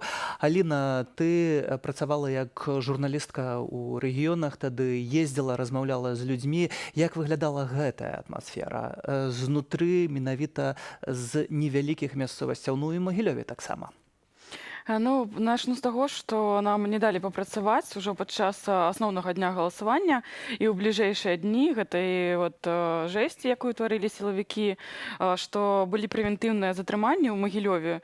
У цэлым не так шмат журналістаў, іх можна палічыць па пальцах двух рук, і, конечно ж, яны все вядомы сілавікам, да, і былі прэвентыўна затрыманыя абсалютна па надуманых падставах за некалькі дзён да асноўнога дня галасавання. Ось мы у асноўны дзень галасавання абыходзілі участкі да абеда, і там как бы была карціна, якая казала пра то, што незалежных назіральнікаў нікуды не пусцілі, але ўсё ж такі яшчэ не пачалі затрымліваць масава. Вот. І яны могуць стаяць назіраць ўжо па-за межамі участка на вуліцах. Але пасля абеда мы гэтага, в прынцыпе, чакалі, але ну, было невядома, калі нас затрымаюць і дзе, таму што ну, было зразумела вот жаданне сілавікоў убраць всех незалежных журналістаў, каб яны не пайшлі ўвечары асвятляць гэтыя пратэсты пад выбарчымі участкамі ці на плошчы, дзе збіраліся людзі. І ў выніку нас заблакавалі ў кватэры. Сілавікі з 5 гадзін да 12 ночы у нас стаяла Джилі, у нас стаяла трое ў штатскім і двое па форме. Яны пільнавалі нас канкрэтна, чтобы мы не выйшлі і не ўбачылі, што там з пратэстамі, як это адбываецца. Вот. Таксама я ведаю, што калегу нашу Дар'ю Шульцову, яна ў той час яшчэ працавала ў Магілёве, яе якраз такі паспелі забраць, калі яна выйшла з дома. Яе пратрымалі ў раўсе каля 20 гадзін, то бок проста, каб яна не дайшла да места збору людзей, не зрабіла гэтыя здымкі, не расказала ўсім ва ўмовах адсутнасці інтэрнэта, што адбываецца на вуліцах у гэты час. І пасля выпусцілі. Але гэтае паляванне на журналістаў, яно, в прынцыпе, было такім паказальным, яно цягнулася ўвесь наступны час. Гэта не дапамагло, бо незалежна ад гэтага мы працавалі ўвесь час у жывым эфіры, падавалі актуальную інфармацыю. Той, хто нас глядзеў, гэта вельмі добра памятае. Безумоўна, вельмі шмат гледачоў далучылася да Белсату цягам гэтага года. З намі на відэасувязі спадар Павел Марыніч, кіраўнік праекту «Зубр». Вітаю вас. Спадару Павел, пратэсты, якія мы пабачылі ў Беларусі, абсалютна беспрэцэдэнтныя. Але як вы мяркуеце, бо «Зубр» – гэта арганізацыя, праект, якая ну, адрознівалась часта радыкальнымі ідэямі. Ці мірны пратэст – гэта быў добры шлях? Давайте начнем с того, что «Зубр» – это платформа мониторинга гражданским обществом в сфере власти. И он был образован весной 2020 года. Как раз-таки для того, чтобы быть агрегатором всех наблюдений, да, всех как и старых инициатив, так и новых, агрегировать все полностью данные от наблюдателей независимых в одном месте, и потом с помощью этих данных можно было бы судить о том, как состоялись ли выборы или нет, какие были нарушения и так далее. Так что название «Зубр», наверное, не имеет отношения именно к тому зубру, который был когда-то молодежным движением. То вибачаюся, моя памылка, безумоўна, я тут здымаю гэтае пытанне, спадару Павел. Тады пытанне іншае. Калі вы назіралі і падлічвалі галасы, бо як гэта адбывалася, гэта вельмі важнае пытанне, і які вынік гэтых падлікаў, хто пераможца? Да, конечно, основная, наверное, заслуга нашей работы и, конечно, платформы «Голос» — это то, что сегодня во всем мире Лукашенко не считают президентом. То, что белорусский народ 9 августа 2020 года избрал себе президентом Светлану Тихановскую. Я не буду сейчас вдаваться в цифры, все отчеты есть на наших сайтах, на сайте «Голоса». Мы сделали большое расследование, результаты есть как в видеоматериалах, так и там, в презентациях на YouTube-канале Маланки. Я просто хочу сказать, что все то, что произошло в Беларуси, да, в эти дни, в дни досрочного голосования и в день активного голосования, основной день голосования, это все исключительно, и наша работа, это исключительно благодаря людям. В тот день, когда Лукашенко запретил наблюдение, мы открыли платформу для всех. Мы сделали каждого избирателя наблюдателем. И позволили всем и каждому присылать видеоматериалы, присылать протоколы, присылать фотографии в нашу общую базу, где они, в отличие от тех, будем говорить, бюллетеней, да, которые должны быть сегодня у Ермошиной, они до сих пор сохранены. Ермошина и Центр избирком быстро уничтожили все и протоколы, и все, будем говорить, листы там, с голосами наших граждан. Вот. И потому наша основная задача была «Зубра» показать в реальном времени, как обворовывают белорусов, как крадут их голоса, как фальсифицируют эти выборы. Здесь было правильно замечено, что на момент выборов 2020 года 98% членов избирательных комиссий это были все те же люди, которые на протяжении многих лет уже воровали голоса. Причем мы предупреждали их, активно предупреждали, что это уголовное преступление, да, и то, что они понесут ответственность. Сегодня по тем участкам, где у нас есть реальные факты фальсификации, нарушений, нами установлены полностью все члены избирательных комиссий с персональными данными. Они все, я думаю, что в ближайшее время не лягут в акт Магнитского по Беларуси, который будет инициирован в Европе. Но и в будущем, я уверен, эти люди обязаны понести уголовное наказание в Беларуси. Потому что без сомнений, на руках вот этих вот людей, учителей и всех остальных, кто воровал наши голоса, точно так же есть кровь белорусов, как и на руках тех ОМОНовцев, тех карателей, которые вот творили и творят бесчинство в нашей стране. Сапраўды ваш гэты інтэрнэт-праект «Зубр», пра які вы кажаце, вельмі проста ўсё знайсці. Па сутнасці ёсць інтэрактыўная мапа, калі уціснуць на любы горад, на любы участак, то можна знайсці ўсё. І дадзеныя, і колькасць галасоў, і прозвішчы, і гэтак далей. То бок, па сутнасці прадзеленая агромная праца, дзякуючы вам. І гэта, як мяркуеце, можа быць у будучым такой падставай і падмуркам у трыбунале?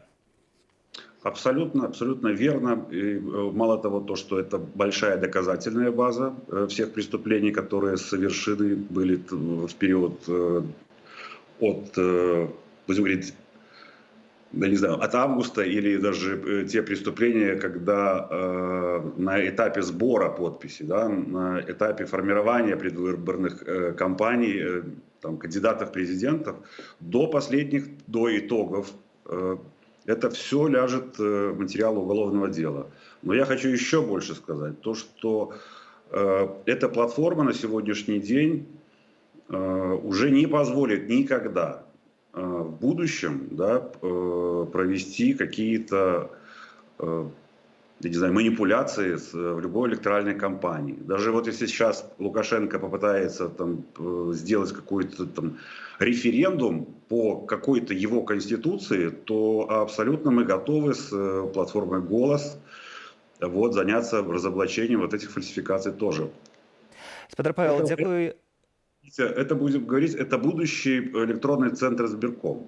Дзякуй вам за вашу працу. Перадусім, дзякуй за гэты каментар і выбачаюся яшчэ раз за маю абсалютна тут памылку. Канешне ж, тут я ведаю і вашу платформу, і ёй карыстаўся не адзін раз. Бачу, што спадар Дмітрый таксама падымае руку. Калі ласка, вы хочаце нешта дадаць? Да, я хотел бы, пользуясь случаем, в контексте того, что сказал только что наш коллега, дать возможность тем, кто участвовал в фальсификации выборов, написать явку с повинной. То есть обратиться в инициативу «Байпол», например, так, или тот же «Голос», и дать показания о своем участии вот в этих событиях, которые мы сейчас обсуждаем, в фальсификации голосов. Я почему так говорю? Потому что, во-первых, закон наш предусматривает такое положение. То есть, если вы являетесь участником преступления и в какой-то момент осознали свою, как говорится, вину и пошли на, значит, на сделку со следственными органами и написали явку с повинной, то вы в какой-то степени, ну, если не освобождаетесь, то во всяком случае уменьшаете свою ответственность. У нас ёсць байпол тут у студыі. Спадару Александр, вы хіба давалі ўжо вельмі шмат магчымасцяў і сілавікам гэтак званым і іншым, таксама прадстаўнікам сістэмы. Но вообще у нас есть такой сайт ekrp.org, это единая книга регистрации преступлений, и там предусмотрено написание явки с повинной. И каждый чиновник, силовик, совершивший преступление, может там написать заявление, мы его рассмотрим, значит, и примем решение. Поэтому если кто-то до сих пор там созревает и не созрел, если уже сейчас созрел, пускай пишет, вот обращается к нам. Мы призываем всех это сделать. Прошу прощения, я почему об этом вспомнил? Потому что в августе месяце, если не ошибаюсь, это было где-то 17 числа, на площадь, когда мы собрали людей в городе, приходили участники вот именно этих избирательных комиссий, и лично ко мне два человека обращались и говорили, что я являлся участником избирательной комиссии, я был свидетелем того, как фальсифицируются голоса, но ничего с этим не мог поделать, клялся, что больше никогда в жизни в этой грязной инициативе участвовать не буду, но тем не менее, то есть люди как бы понимают свою ответственность. Разумеюць, і ёсць у нас яшчэ адзін чалавек, які разумеў сваю адказнасць, былы суддзя. Спадар Алексей Пацко з намі на відэасувязі. Вітаю вас, спадар Алексей. Дзень добры. Спадару Алексей, знішчаная цалкам судовая сістэма, вы з яе сышлі, вымушаныя былі выехаць з краіны, але хіба не шкадуеце у тым, што зрабілі?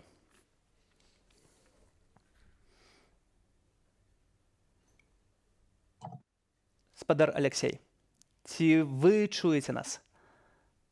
Да, что-то какие-то проблемы со связью слышу. Если все правильно понял я, то нет, не жалею я. Конечно же, сожалеть нет никакого смысла. Система ставила перед всеми вопрос. Он был достаточно прост, этот вопрос. Либо ты остаешься человеком, да, либо ты остаешься в системе. Соответственно, мне показалось, я выбрал оставаться человеком.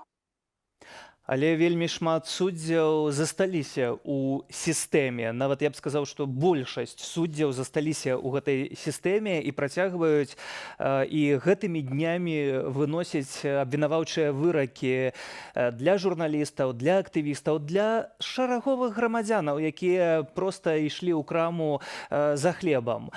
Што сказаць гэтым суддзям, гэтак званым суддзям? Естественно, каждый принимает решение для себя, исходя из каких-то своих убеждений, ценностей.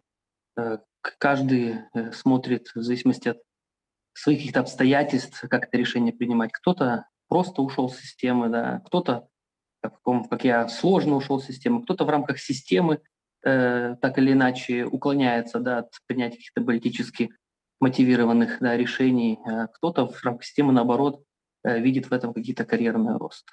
Либо иные какие-то возможности, да, то есть каждый человек разный, и каждый думает о своем будущем и, соответственно, делает выбор.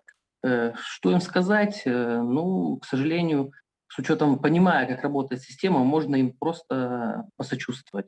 В любом случае, то, что они делают, нельзя назвать каким-то эталоном честной, справедливой, совестливой работы.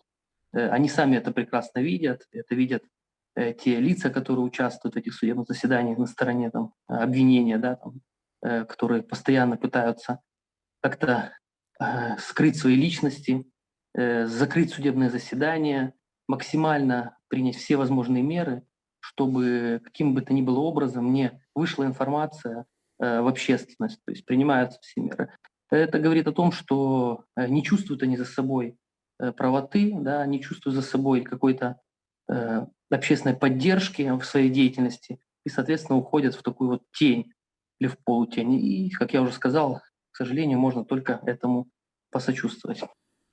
Дзякую вам за гэты каментар. Былы суддзя Алексей Пацко на відэасувязі. Аліна, ты вельмі часта сутыкалася з суддзямі гэтак званымі ў Беларусі. Ці спачуваеш ім? Моя праца падзялілася пасля выбараў 9 жніўня на акцыі, а пасля вялікая частка пайшла ў судах. І я скажу, што ў судах я правяла значна больш часу, чым на акцыях. Судоў было больш. І гэтыя суддзі судзілі мяне, яны судзілі маіх калег і, адпаведна, ўсіх пратэстоўцаў, людзей, которые былі звязаны з пратэстамі, з пратэставай дзейнасцю. Я не ведаю, як можна гэта рабіць кожны дзень. Калі чалавеку яго ведь суды пайшлі пераважна з ІЧУ, калі чалавека нават перасталі прывозіць у суд, таму што шоў вельмі вялікі поток. І ў ІЧУ гэтаму чалавеку дрэнна, у яго вялікі ціск, ён просіць па відэасувязі вызваць хуткую. Відэасувязь это абрываецца, хуткую суддзя адмаўляецца пры любым раскладзе выклікаць і працягвае гэта суд. Ну, скажем так, что у меня, конечно, як у сумленнага чалавека заўсёды быў спадзеў, што ўсё ж такі зараз нешта зменіцца, перамыкнет у гэтага суддзі, і мы атрымаем меншы вырак. Ну, хаця б, да, я ўжо не кажу пра то, што зусім спыняць гэтую справу. Такіх разоў, што справу суддзя спыніла на маёй практыцы ў Магілёве, вот за гэту восень, зіму там, да, быў толькі адзін выпадак. І то яна спыніла яе не на падставе, што адсутнасць правапарушэння, а на нейкай іншай падставе, то бок яна не апраўдала чалавека, усё ж такі. І я магу сказаць, што яны, суддзі, робяць усё, каб пакрыць міліцыю. І гэта вельмі бачна, што яны працуюць у сцэпке. Гэта адзіны механізм. Яны вельмі блізка адзін да аднаго. І гэта, конечно, прыкра, таму што ні пра какую незалежнасць судовай сістэмы мы казаць не можам зараз. Але ўвесь час спадарства глядзелі мы тое, што кажа Аліна, у вочы гэтых людзей. Спадзяваліся, што дзесьці штосьці чалавечае можа абудзіцца, але не абуджалася. Не абуджалася таксама і на вуліцах. Зараз паглядзім матэрыял, на якім пабачым брутальныя разгоны мірных пратэстоўцаў, што абсалютна ў гэтым пераконвае.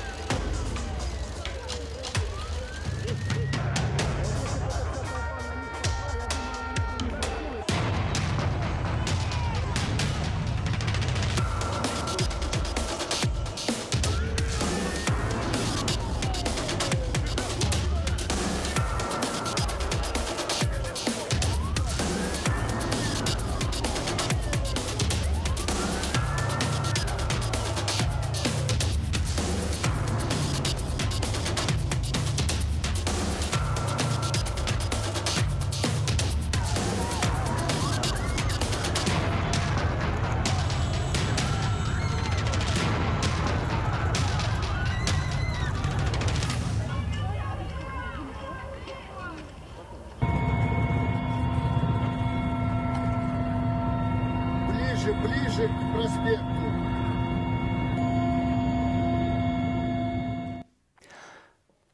Спадарства, бачым гэтыя абсалютна жахлівыя кадры. Вы, спадар Дмітрый, казалі пра тое, што гэта была такая апошняя кропля, бадай, так? Калі мала таго, што падманулі, мала таго, што скралі выбары, не працуюць законы, то яшчэ і вось гэтыя кадры абсалютна жахлівыя, як не з Беларусі зусім, і робяць гэта беларусы. Ну, я вам скажу, я вообще-то в сомнениях, что среди силовиков были только белорусы. У меня есть, как говорится, убеждение, что все-таки там присутствовали еще и командировочные представители Росгвардии, потому что Путин не зря когда-то сразу после выборов заявил, что в Смоленске, если не ошибаюсь, расквартированы силовики с Росгвардии готовы в любой момент вступить, как говорится, в помощь белорусским силовикам. Я думаю, что это уже было сделано еще до того, как он это объявил. И вы знаете, я вот сейчас смотрю на эти кадры и вспомнил такие моменты, когда на работе, я работал на предприятии инженером, я помню, когда начальник мой меня предупреждал, что если рабочие будут опаздывать на работу по причине, что их задерживают ОМОНовцы там, или силовики, то не требуй с них, значит, необъяснительные. То есть я так понимаю, что руководство предприятия якобы, понимаете, с пониманием как бы относилось к тому, что потенциально в те дни каждый рабочий был, можно сказать, под прицелом силовиков-ОМОНовцев. Потому что такой был беспредел, такого масштаба, что люди не могли безопасно даже добраться до места работы. Я б не сказаў, што быў, ён працягваецца цалкам з усёй сілай. Спадару Александр, ці вы можаце пацвердзіць, і вы валодаеце такой інфармацыяй, ці тут сапраўды расійскія сілавікі мелі нейкае дачыненне да разгона ў Беларусі? Но вообще такая информация проскальзывала в СМИ, и люди писали, что видели людей из таких похожих на чеченцев там среди силовиков. Но я могу точно сказать, что в Губопе, к примеру, был отряд из Чечни, который руководители этого отряда были белорусские спецназовцы, а чеченцы подчинялись им. И была поставлена им задача стараться не вылазить вперед, чтобы их люди не заметили и как-то не попасть на камеру. То есть они находились где-то сзади, прикрывали, может быть, конвоировали, что-то делали такое скрытное, то чтобы потом не показывали по всем СМИ. Вот, поэтому информация такая есть, и такие люди были. Они получали денежные средства, мы знаем, и не $1000 США. Вот. З намі на відеосувязі Сергей Навумчик, депутат Верховного Совету 12-го скликання. Вітаю вас, спадар Сергей. Уключайцеся, калі ласка, да нашай гутаркі. Ці беларусы змагаюцца выключна з рэжымам Лукашэнкі, ці гэта барацьба з самой Масквой? Я думаю, что это и тое, и тое. Что б там не заявляли некоторые лидеры оппозиции, что это не геополитичный выбор. Все ж таки, я думаю, что вот этот год и жнивень показал, что покуль не будет зроблены геополитичный выбор, покуль не будет зроблены выбор у цивилизацию на Захад, ніякой демократичной будучыні у Беларусі з Лукашенком и с Путиным не будет. Бо абсолютно ясно, что калі б хотя бы только нейтральная позиция была у Путина ў жніўні минулого года, то лік часу Лукашэнкі у крэсле кіраўніка Беларусі ішоў бы на дні. Ну, а калі Путин позвонил кому-то из силовиков, с министров и сказал, что товарищ генерал, в эти дни вы повинны быть с народом, то лік гэта ішоў бы на газины. Мы ведаем, что менавіта Москва падтрымала Лукашенко. Так яна зрабіла і ў 96-м годзе, калі прыгадаць канстытуцыйны крызіс так званы, калі Лукашенко ўжо адной ногой стаяў у імпічменце, яго Москва літаральна за валасы выцягнула, колькі там яго валасоў засталося, за вушы, скажем так, выцягнула. Вось і зараз таксама Москва, Путин падтрымлівае гэты рэжым. Пакуль беларусы не зразумеюць, якая найбольшая небяспека і хто гэтую небяспеку, так сказать, рэпрадукуе, то вся гэта вось карціна, якую мы бачым, яна будзе цягнуцца і паўтарацца. Таму геапалітычны выбор все ж таки павінен быць, але найпершым, конечно, павінен быць у галовах. Я думаю, что вот моладзь, якая выходзіла тады на вуліцы, яна ў прынцыпе якраз таки показала, что яна хоча быць не з ардой, а з цывілізаванай Европай. Гэта, безумоўна, мы бачым шмат такіх пацверджанняў, і цывілізаваная Еўропа таксама ківае галавой у кірунку будучай, незалежнай, вольнай, дэмакратычнай Беларусі. Але якія шляхі выйсця і дойсця да гэтага ўсяго? Ну, акрамя таго, што беларускае грамадства можа і павінна саспяваць, гэта можа быць вельмі доўгі працэс, тут не трэба сабе падманваць, я просто не хочу выступаць з такім празмерным аптымістам, тут у мяне аптымізму асаблівага няма, гэта просто доўгі працэс у любой краіне. Вот я зараз стаю на Пражскай вуліцы, таму на вуліцы, што гадзіну назад у нас скончыўся круглы стол з удзелам депутатаў чэшскага парламента, еўрапарламента, праз вот літаральна 10 хвілін на Старамежскай плошчы будзе мітынг «За мной касцёл 14 стагоддзя». Так вось, чэхі ішлі да гэтага таксама да свабоды, да незалежнасці стагоддзя. Не трэба думаць, што это ўсё адбылося там за некалькі дзён в аксамітнай рэвалюцыі 89-го года. Але ведаеце што? Вот тады быў вельмі важны момант у 89-м годзе ў Чэхіі. Тады Гарбачоў загадаў танкам, савецкім танкам, якія стаялі тут пад Прагай, у Празе, не выходзіць з боксаў. У адрозненні, скажем, ад 68-го года, калі Брэжнев, наадварот, памятаем, пусціў сюды танкі, падавіў Пражскую весну. Год назад падтрымаў ўсё ж таки Путін Лукашенко. Таму зараз самая моцная, мне здаецца, такая рэч, самый эффективный способ, гэта каб тыя, хто заявілі пра падтрымку беларускай дэмакратыі, я маю на увазе і Брюссель, я маю на увазе і Вашынгтон, найперш проста Вашынгтон, Белы дом, каб яны ціснулі на таго, хто дае рэсурсы, палітычныя найперш рэсурсы Лукашенку, на Пуціна. Пуцін абсалютна павінен, як і Крэмль, вогуле яны павінны разумець, вось ваша чырвоная лінія па мяжы Смаленскай, Віцебскай там і гэтак в обласці, вот за гэту лінію вы пераступаць не павінны. Астатнія хай вырашаюць самі беларусы. Які шлях яны выберуць, такі яны выберуць шлях. Але пакуль гэтага не адбудзецца, пакуль Пуцін будзе падтрымліваць рэжым, гэты рэжым яшчэ будзе шукаць нейкія рэсурсы для таго, каб тыраніць, каб так вот кідаць в аўтазакі, каб рабіць несправядлівыя суды, каб проста множыць горы і няшчасце на беларускай зямлі. Дзякуй вам за гэты каментар. Дэпутат Верховнага Савету 12-го склікання, спадар Сергей Навумчык. Імаверна, ніводны з тых, хто год таму выйшаў на мірны пратэст, ні на адзін дзень не забыў пра тое, што сталася з краінай цяпер. А як увогуле пратэст паўплываў на беларусаў, мы запыталі Меньшукоў. Влияли, конечно, беспорядки эти всякие, машины эти гудели, безусловно, конечно. И не выйти никуда, естественно, как всем пожилым людям. Все, что происходит сейчас, понятно, что рано или поздно отразится на нашей жизни, поскольку те же санкции Европейского Союза, которые сейчас направлены, давайте скажем, против нашей страны, да, они, безусловно, рано или поздно затронут нас, обычных людей. Поэтому я бы сказал, что в целом, наверное, сейчас все хорошо, но есть ожидание того, что скоро случится что-то не очень хорошее. Она очень четко проложила черту между старшим поколением и младшим поколением. Да, мне кажется, немножко пошло на спад это вот глупое раболепие. Да.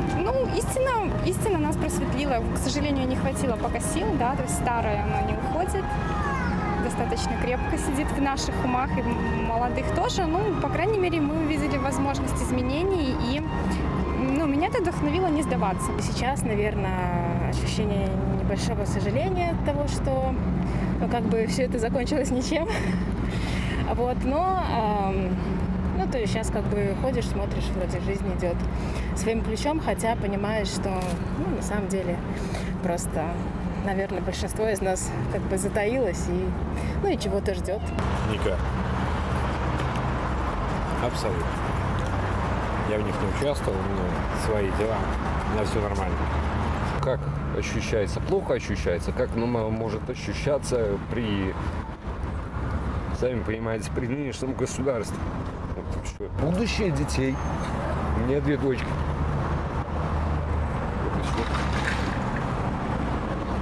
меня 2 дочки. А что дальше будет, я не знаю. Извините. То есть я больше говорить ничего не хочу.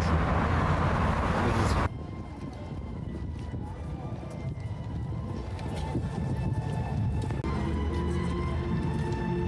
Вось такія спадарства меркаванне жыхароў сталіцы. Тое, што мы сёння назіраем у Беларусі, таксама з'яўляюцца чарговыя сведчанні злачынстваў. Чарговыя кіберпартызаны сёння злілі аўдыёзапісы. Меркавана, што на іх галасы спадарыні Эйсмонт, спадара Балабы і Шакуты, якія гавораць, што белыя стужкі белымі стужкамі, але патрэбныя галовы. Гэта цытата. Спадар Александр, што яшчэ нас чакае? Якія яшчэ сведчанні могуць быць? Бо ведаю, што рыхтуюцца новыя і новыя відэа таксама, якія і вы маеце як байпол. Да, мы работаем плотно с киберпартизанами уже на протяжении последних полгода. Вот. Ну, не хотелось бы раскрывать их секреты. Вы, как видите, они выкладывают неожиданно свои секреты, и люди видят каждый раз и как бы подпитывают тем же самым протесты и надежду на будущее. Вот мы, кстати, хотим завтра выложить видеоролик, который мы уже сняли. Значит, в этом ролике, этот ролик, мы надеемся, что он поднимет как бы протестное настроение среди силовиков, потому что из этого ролика будет видно, что сейчас власти собирают компромат на силовиков, на самих тех, кто в пользу того же диктатора совершал преступления. Сейчас их деятельность документируется. Это делается для того, чтобы они не смогли соскочить с крючка, как говорится. Да?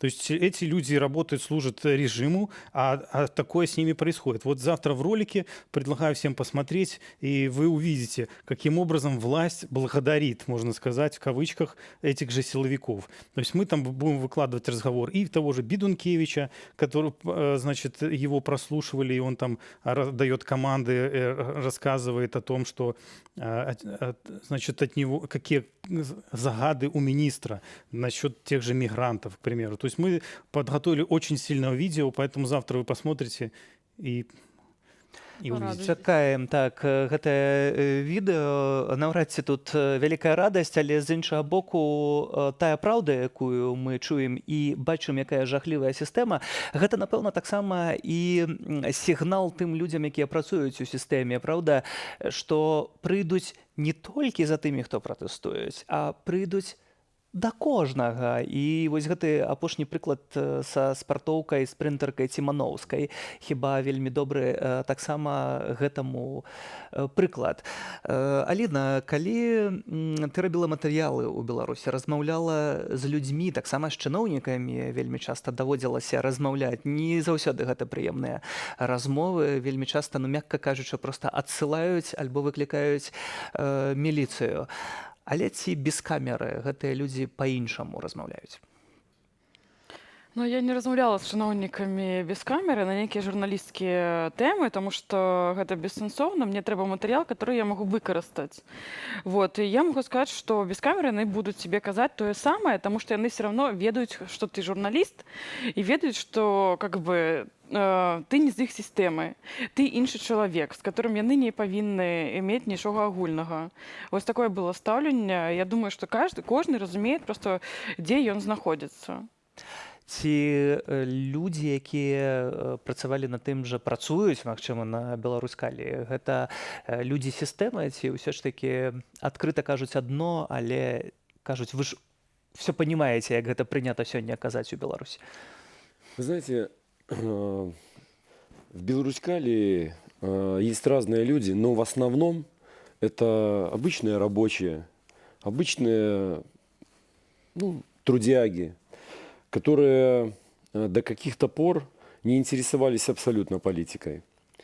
И я вот слушаю, ну, как говорится, коллег, да, соратников, единомышленников, и хотел бы еще подчеркнуть такую деталь, что на протяжении многих десятков лет о белорусах говорили, что они там померковные, они толерантные. А на самом деле это безразличие, это раболепие, и это то, что привело к результатам сегодняшнего дня.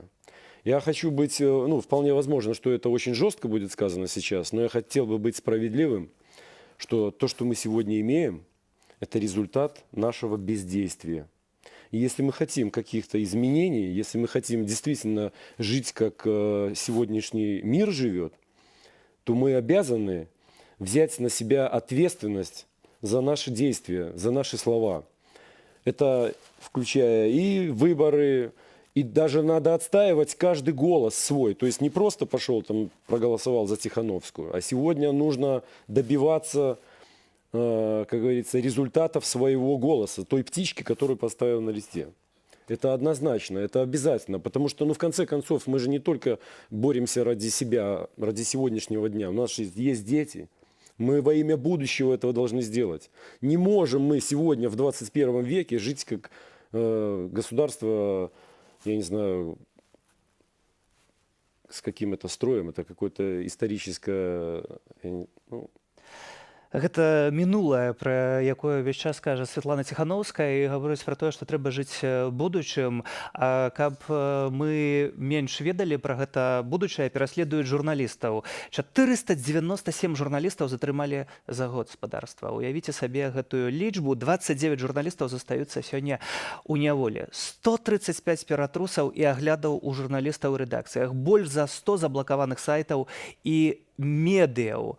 Лічбы, канешне ж, тут кажуць самыя за сябе. Матэрыял, на якім мы спалучылі відэа ад кіберпартызанаў і стрым Белсату, пабачым здымкі з міліцэйскага дрона на плошчы Перамен, які, між іншага, заглядае ў вокны дамоў. І пачуем аўдыо са стрыму Кацярыны Андрэевай і Дар'і Чульцовай, нашых журналістак, якіх затрымалі адразу пасля гэтага стрыму і якіх асудзілі. Відавочна, што нашых журналістак і шукалі дроны МУС. Час ад часу мы былі вымушаныя класціся на падлогу, бо сюды свяцілі сваім святлом, нейкім пражэктарам, які на зброі прымацаваны. Я нават не ведаю, я ў гэтым не разбіраюся, ў гэтай зброі, але свяцілі проста сюды і запускалі неаднаразова дрон. Затрыманых дакладна тут будуць дзясяткі, калі не сотні. Ну і прынамсі вядома, што па ўсім Мінску ўжо сотні і сотні затрыманых. Ёсць сілавікі здзіраюць бел-чырвона-белыя сцягі, плакаты з надпісамі, якія пакінулі на плошчы Пераменаў. Яны затрымлівалі таксама і жанчын, і людзей сталага веку. Бачым, што ўсё раскідалі. Голас Кацярыны Андрэевай, а ўжо цяпер з намі на відэасувязі Ігар Ільяш, муж Каці, наш калега, журналіст. Вітаем, Ігар. Ты не так даўно сустрэўся з Кацяй, было доўгатэрміновае спатканне. Да, вось, можна сказаць, да гэтай гадавіны, пра якую мы сёння размаўляем. Як Каця пачуваецца, у якім яна настроі і што кажа нам, усім беларусам?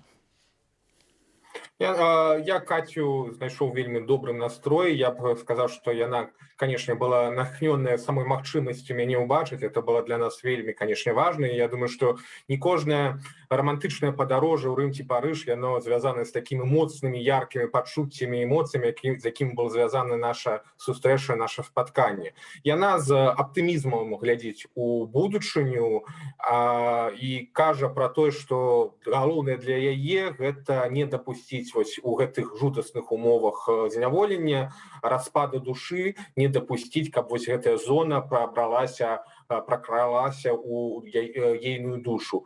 В прынцыпе, все спатканне яно было насамрэч таким натхнённым і пазітыўным. І, безумоўна, гэта быў самы шчаслівы для нас дзень з моманту арышту Кацярыны. Хаця, Ігар, вы сустракаліся за кратамі і невядома, дакладна невядома, калі выйдзе Каця на волю, ці яна дабудзе да канца тэрміну, ці ўсё ж такі адбудзецца гэтае вызваленне раней, так? Гэта я маю на ўвазе. Але калі падсумоўваць, удалося уладзе перамагчы? Ці лепш можа казаць людзям, якія ўтрымліваюць уладу? Ведаеце, Катя у адным з лістоў недавно написала такія словы: Насамрэч я ўжо перамагла, застаецца толькі дачакацца, каб супрацьлеглы бок гэта зразумеў. Насамрэч, ну, ёсць, конечно, іронія ў гэтых словах, але насамрэч у гэтых словах шмат праўды. Бо моя рэфлексія наконт гэтага года, яна прыкладна такая же. Бо, безумоўна, гэта быў год для нас, для ўсяго беларускага грамадства. Это год быў вялікіх выпрабаванняў, вялікіх пакутаў, якія працягваюцца і цяпер. Але пры гэтым мы можам адчуваць пэўны маральны трыумф. Мы не здрадзілі сабе, мы не здрадзілі адзін адному, і мы годна сустрэлі тыя суворыя, жорсткія выклікі часу, у якім жывем. Дзякую, Ігар. Ігар Ільяш, наш калега і муж Кацярыны Андрэевай, якая разам з Дар'яй Чульцовай знаходзіцца за кратамі. Спадарства, другая гадзіна нашага эфіру таксама завяршаецца. Наперадзе яшчэ іншыя госці, яшчэ гадзіна эфіру. Але я прасіў таксама падсумаваць, паставіць кропку ў гэтай гадзіне і падзяліцца вашымі меркаваннямі. Ці беларусы пераможцы у гэтым годзе? Калі ласка. Я считаю, что белорусы действительно победители. Во-первых, самое важное, что миллионы белорусов сделали подвиг относительно самого себя. То есть до сегодняшнего дня, я имею в виду, до августа месяца, многие, если не сказать большинство, даже не помышляли о том, что так можно. Что можно смело заявить о своем решении, что можно смело сказать «нет» власти. Поэтому подвиг народа – это однозначно. И, пользуясь случаем, я хотел бы просто высказать свое пожелание. Уважаемые, дорогие белорусы, культивируйте в себе протестный дух. Это нам нужно. Мы не совершили быстрой победы, но мы идем к ней поступательно и неумолимо. Возможно, еще долго нам придется бороться, но то, что мы переломили ситуацию, мы переломили самого себя в первую очередь, каждый из нас. Поэтому развивайте в себе протестное настроение, общайтесь друг с другом, поддерживайте. Нам весь мир окажет помощь, но в первую очередь мы должны сами этого хотеть. Мы хотеть должны победы, мы хотеть должны изменений. И нужно начать это в первую очередь с самого себя, вот прямо с элементарных вещей. Если мы хотим жить по-новому, мы должны начать в первую очередь с самого себя. И все будет у нас правильно. Подраня Лена. Солидарно с Дмитрием. Мы начали долгий путь. Как мы часто говорили, в начале этого пути белорусы проснулись, белорусы поняли, что мы вместе, солидарны друг с другом. Будем надеяться и верить, что у нас осталась финишная прямая. Мы должны приложить максимум усилий, потому что режим, система Лукашенко уже дает сбои. И это ряд маленьких побед, которые вот-вот в 2021 году позволят нам всем собраться в Новой Беларуси. Алина? Ну, я думаю, што тыя, хто кажуць праўду, яны не могуць не быць пераможцамі. Безумоўна, што перамога на нашым баку. І я хочу сказаць, што я вельмі ганаруся простымі беларусамі, я вельмі ганаруся журналістамі незалежнымі беларускімі, грамадскімі актывістамі, дзеячамі.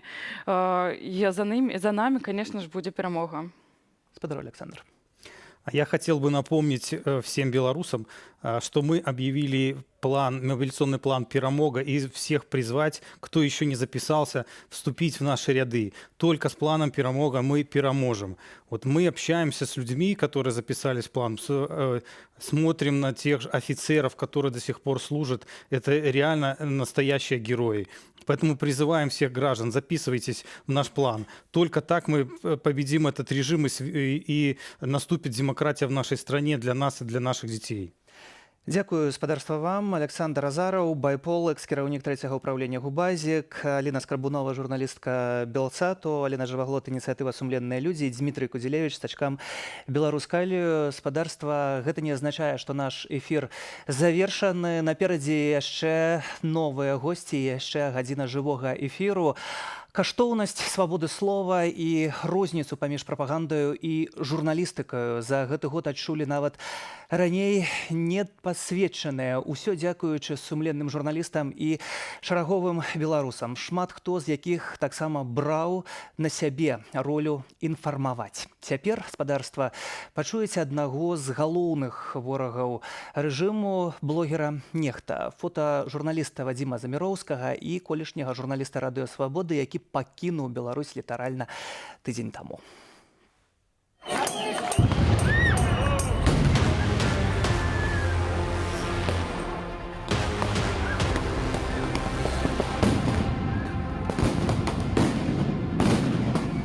Беларусь ператварылася ў самую небяспечную краіну для журналістаў, прынамсі ў Еўропе.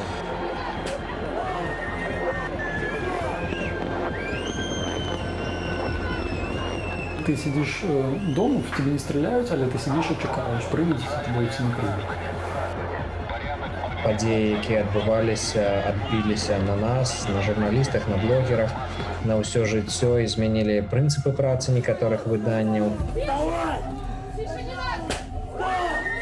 Пока эта вертикаль сильная, пользуется доверием народа, страну расшатать невозможно.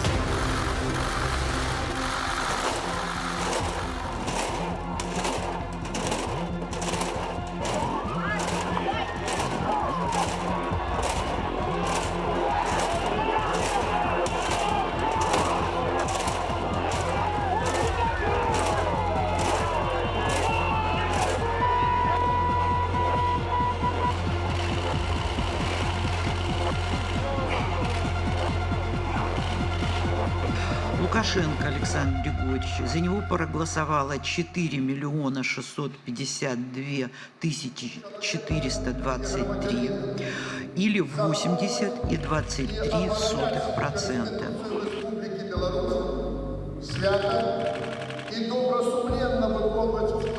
Тры тыдні я ўвогуле не жыў дома.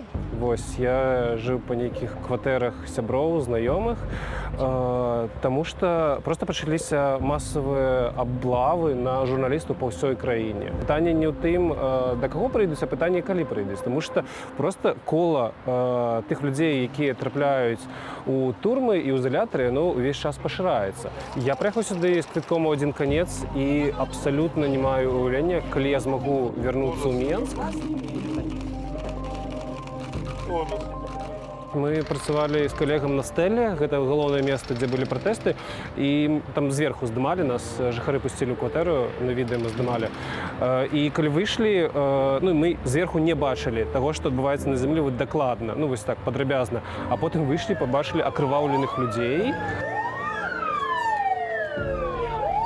Унутры грамадства настолькі вось было, як это сказаць, вось энергіі, запалу, што праз пару дзён міліцыя проста знікла з вуліц, і там на пару тыдняў Менск ператварыўся ў горад, які, скажем так, у звычайны горад Мары, якога ніколі не было. Калі ўжо сілавікі пачалі прэсаваць усіх, я зразумеў, што вось да мяне прыйшло такое першабытнае адчуванне, што я іду па вуліцы і адразу аглядаюся, гляджу высокія месцы, куды можна хуценька схавацца, каб там не было тупіку. Так, гэта такое інстынктыўнае было, таму што ўжо не абараняла журналістаў ні вось гэтай прэс-карты, ні камізэлька прэса. Наадварот, гэта для іх была такая мішень. Что это? Осколок. Ничего себе. Не трогай, пускай будет. Осколок от чего? Где там бригада скорой помощи? 2020 год гэта, напэўна, першы раз у жыцці, калі і ў маёй прафесійнай кар'еры, калі моя праца стала надзвычай важнай, пры тым, што я і мае калегі, яны не рабілі нічога надзвычайнага, яны проста перадавалі факты, яны паказвалі тое, што адбываецца ў краіне, і гэтага аказалася больш чым дастаткова для, вось такой, упершыню такая павага ў грамадстве з'явілася да журналістаў. Калі ты маеш досвед журналістскі ўжо пэўную колькасць гадоў, то ты просто адчуваеш па некаторых з'явах, что все так легко не скончится. Хотя я, щиро кажучи, думал, что так, некалькі дзён мітынгаў, як і звычайна, все гэта было ў мінулыя гады, у 15-м, у 10-м годзе. І все стихло. Я бачыў прыкладна тое ж самае раней, да, у том же Киеве, калі працаваў, і быў здзіўлены, што я бачу такое ў Мінску, літаральна там у кілометры ад свайго дома. І гэта зусім рознае працаваць на такіх вулічных сутыкненнях дзесьці ў камандыроўкі і ў сябе дома. У пэўнай небяспецы ты сябе адчуваў, напэўна, весь гэты час. І справа не толькі вось у тым выпадку, калі проста гэты салдат взял і стрэльнуў, нягледзячы, в прынцыпе. Я не знаю, ці ён цэліўся менавіта ў Наташу, ці ён проста не глядзеў, куды ён стреляе. І ў гэты момант мы адчувалі все небяспеку. І далей, калі все толькі пагаршалася. Но, напэўна, для мяне асабіста больш было адчуванне небяспекі тады, калі ты сядзіш дома, в тебе не стреляюць, але ты сядзіш і чакаеш, прыйдуць за табой ці не прыйдуць. Для мяне гэта страшнее, чым працаваць дзесьці на передавой.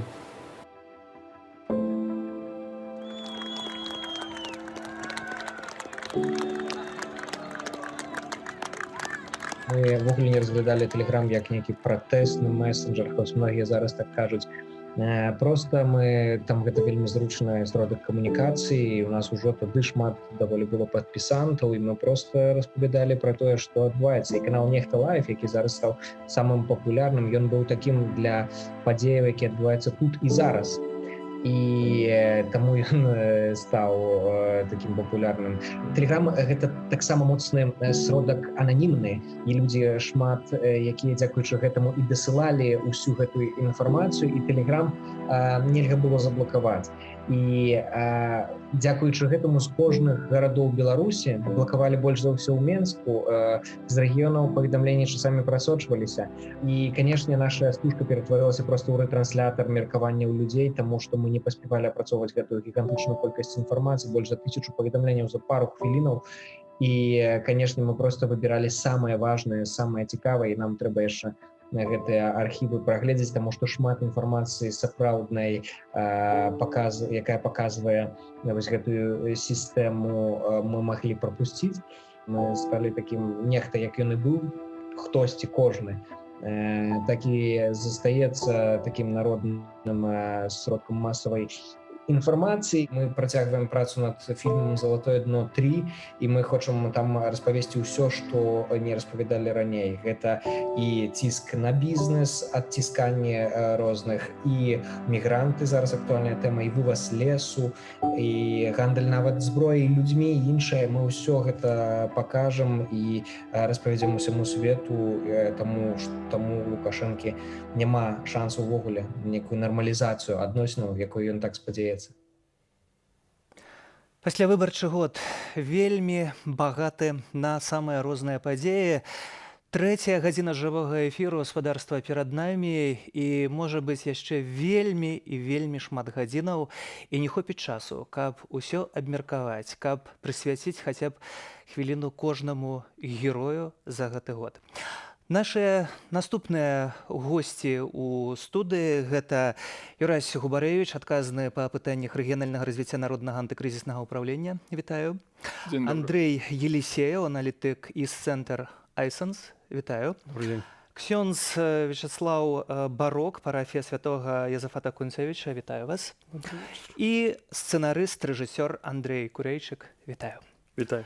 Гаспадарства, сапраўды здарылася вельмі шмат, і калі мы глядзім на гэты год, то тут ужо пытанне не пра тое, што адбылося, бо што адбылося хіба ўсе ведаюць, але галоўнае пытанне, як з гэтага ўсяго выйсці, калі ласка.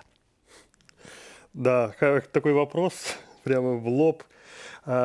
Ведь что действительно произошло? Люди осознали, что они больше не хотят жить в тюрьме, а тюрьма осталась. И оказалось, что разрушить эти стены очень трудно, и цена этого разрушения для многих — это сломанные судьбы и, да, иногда и жизнь.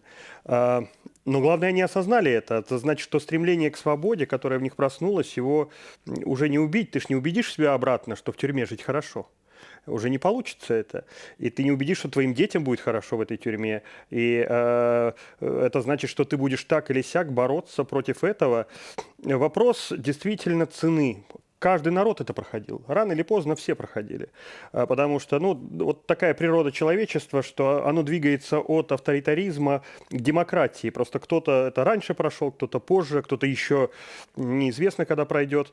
Но это просто естественный исторический процесс. Но каждый народ платил разную цену. Белорусы попытались, действительно искренне попытались сделать этот транзит таким легким, я бы сказал, даже почти праздничным в тот момент. Но оказалось, что все-таки цена этого, похоже, будет довольно высокой.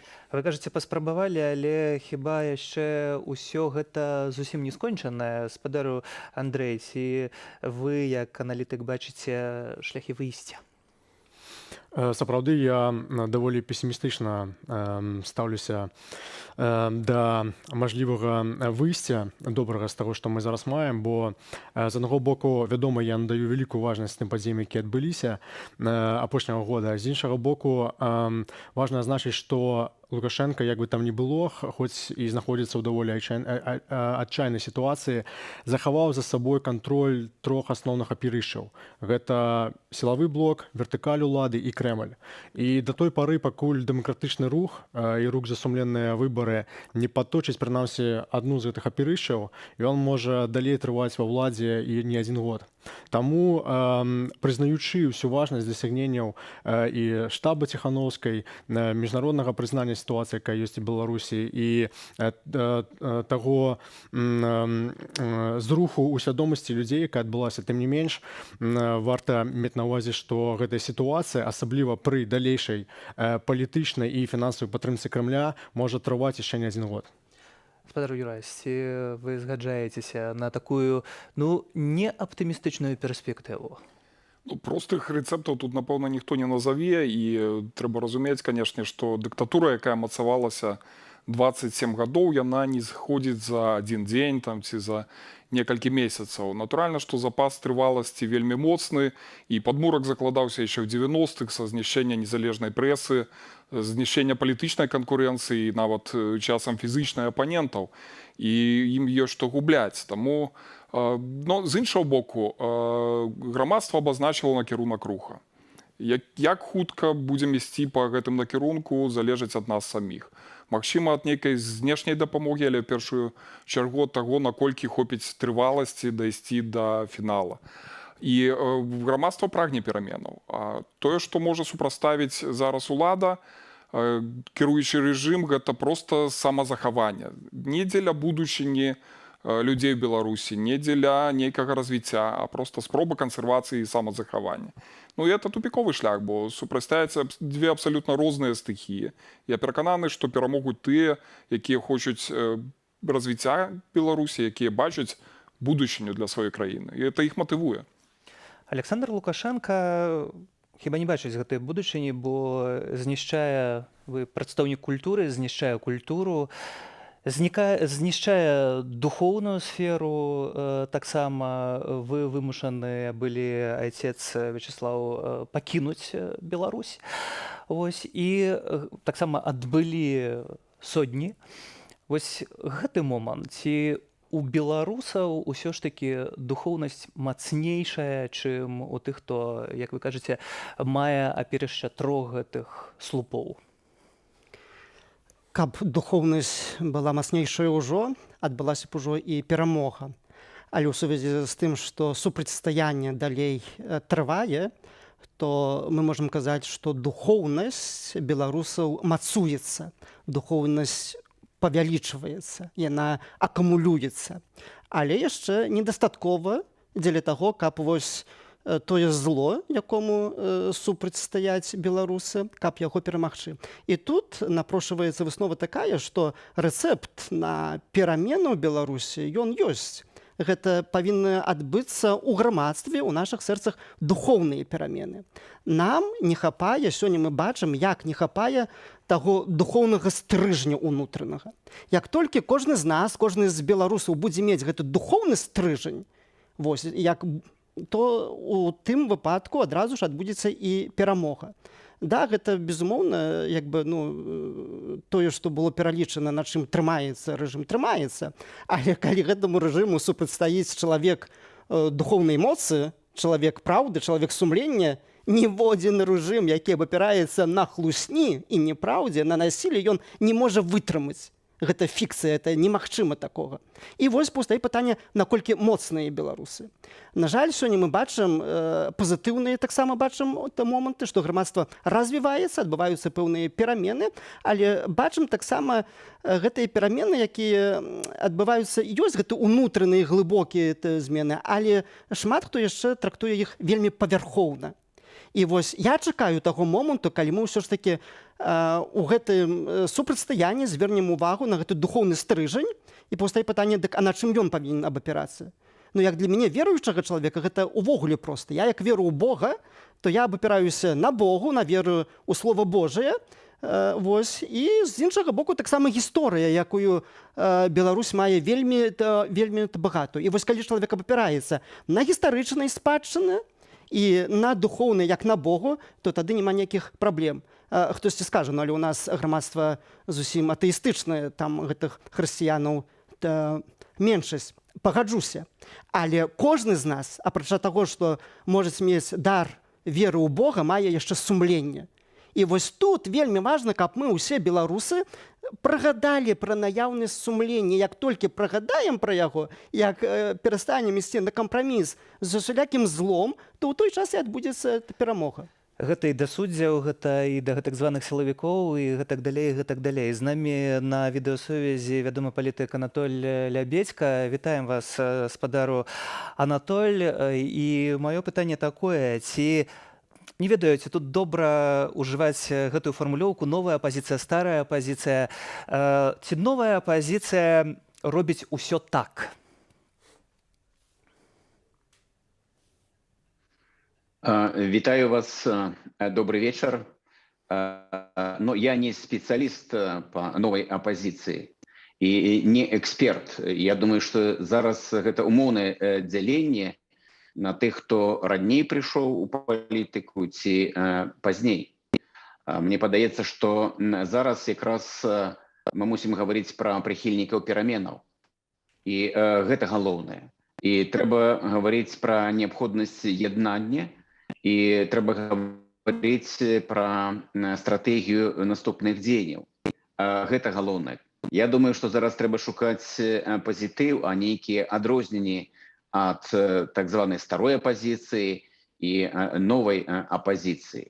Гэта была тэма, магчыма, год назад перад выбарчай кампаніяй, калі былі чаканні ад тых, хто называў сябе новай апазіцыяй, што ў іх ёсць нейкая чароўная палачка, што, магчыма, папярэднікі не змаглі прапанаваць нейкую стратэгію, ці, магчыма, здзяйснялі нейкія памылкі. Гэта было год назад. А потым, калі ўсе аказаліся ў аўтазаку, то аказалася, што мы абсалютна аднолькавыя. Аднолькавыя і знікае, на жаль, сувязь. З Беларусю сувязь то ёсць, то і няма. Спадар Андрэю, у мяне да вас пытанне. Увогуле, ці можна называць тут апазіцыяй чалавека, Святлану Ціханаўскую, якая паводле шматлікіх платформаў выйграла выбары? Можна ўжываць гэта выраз як у святле апазіцыя да Лукашэнкі, так? Гэта не абавязкова значыць, што яна знаходзіцца ў меншасці, асабліва калі мы гаворым пра дыктатуру, дзе меншасць можа ўтрымліваць уладу, так, і кіраваць большасцю. Што да выніку на выбарах Святланы Ціханаўскай, я аналізаваў усе існыя пратаколы, якія былі выкладзеныя ў інтэрнэце і даступныя онлайн і упэўнена прыйшоў да высновы, што Святлана Ціхановская, калі, можа, і не перамагала ў першым туры, але адназначна выходзіла ў другі тур з перавагай з Лукашэнкам. То бок абсалютна дакладна з навуковага гледзяча можна казаць, што мусіў адбыцца як мінімум другі тур, можа нават і перамога Ціхановскай у першым туры.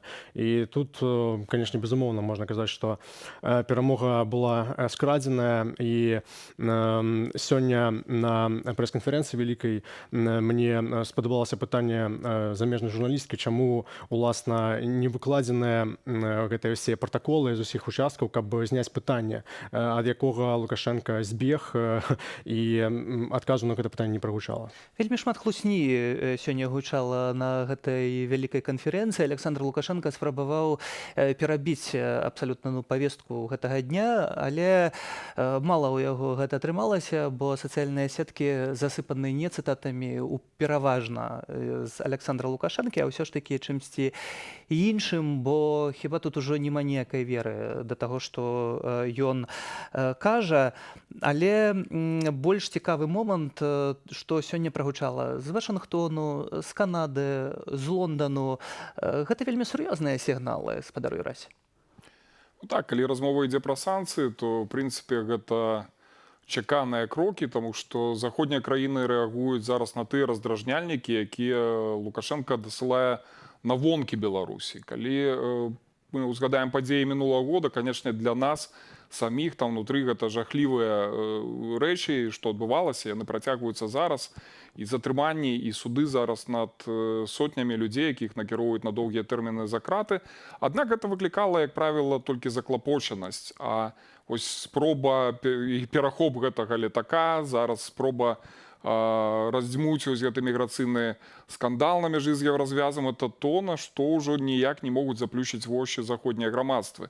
Ну, таму адпаведная рэакцыя. І тут ва ўсёй гэтай справе мне больш, скажем так, цікавіць характэрны момант, калі нехта гаворыць, што калі б не было заходніх санкцый, можа быць, рэжым бы зараз себя паводзіў зусім па-іншаму, не было б такога ўзроўню рэпрэсій, і людзей не кідалі бы ў турмы.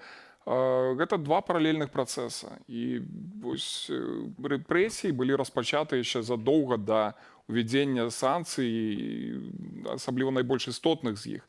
І наўрад ці бы яны скончыліся ад таго, што заходнія краіны не рэагавалі. Бо такім чынам рэжым проста распраўляецца з тым, з той небяспекай, якую ён адчувае знутры Беларусі. Это ніяк не звязана з вонкавым уздзеяннем.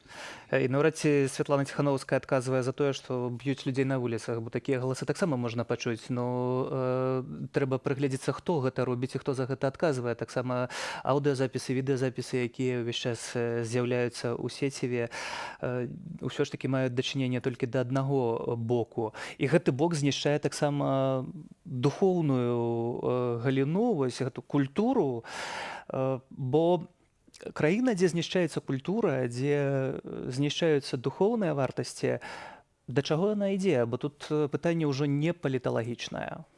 Да, попытка, ну что ли, лишить народ самого главного, основы, историческо-культурной основы, ну, беспрецедентное вообще в истории событие, это там разгром Национального театра в юбилейный год, когда театру 100 лет исполнилось, разгромили театр. Беспрецедентные события, когда артистов выгоняют просто за их позицию прямо десятками. Когда Национальный театр вынужден существовать в подполье, я когда рассказываю это коллегам в Европе, говорю, вы представляете, у нас Национальный театр существует в подполье. Они говорят, не может быть. Я говорю, может. Вот все в Беларуси может быть. Сегодня ликвидирован Пен-центр. Писательская организация, которую возглавляет Светлана Алексеевич, куда входят лучшие писатели, поэты. Светлана Алексеевич скресленная со школьной программы. Да, убирают со школьной программы. Ну, вот это попытка просто отупить окончательно население. Это попытка лишить их свободы мысли, свободы духа. Но это очевидно. Управлять проще всего, как в ГУЛАГе, людьми, которые думают только о краюхе хлеба. Как только человек начинает думать более о высоких материях, он требует свободы. Он к этому приходит логически. И понятно здесь, что культура в этом смысле была рупором вообще свободы в Беларуси. Александр Лукашенко знішчыў па сутнасці нават тое, што вельмі і вельмі любіць і любіў гэтыя гады, гэта спорт. Да нас далучаецца Кацярына Сыныціна, вядомая спартоўка, свабоднае аб'яднанне спартоўцаў. Вітаем, спадарыня Кацярына. Чаму Александр Лукашенко знішчыў нават спорт, у які і ўкладваў усё ж такі вельмі шмат? А бачым вынік на Алімпіядзе, якая завершылася напярэдадні, найгоршы ў гісторыі. Да, добрый вечер. Знаете, мы сейчас наблюдаем такую картину, что за что бы этот человек не взялся, это все приходит в упадок на самом деле. И еще, я думаю, очень сильно его огорчило то, что, в принципе, действительно спортсмены очень долгое время были лояльны к режиму. Мы не высказывали свою позицию. Нам мы тренировались, да, мы не лезли в политику, действительно так было. И, наверное, то, что мы проснулись как граждане своей страны, и кто-то более активно это делал раньше, кто-то, как я, например, вообще в этом никогда не участвовал, и мы просто не смогли остаться равнодушными ко всей этой тирании, и, в принципе, спорт восстал против режима, и, наверное, это так вот его это зацепило, да, поэтому такие у нас какие-то такие казусы, да, вот на Олимпиаде вы сами видели, что произошло.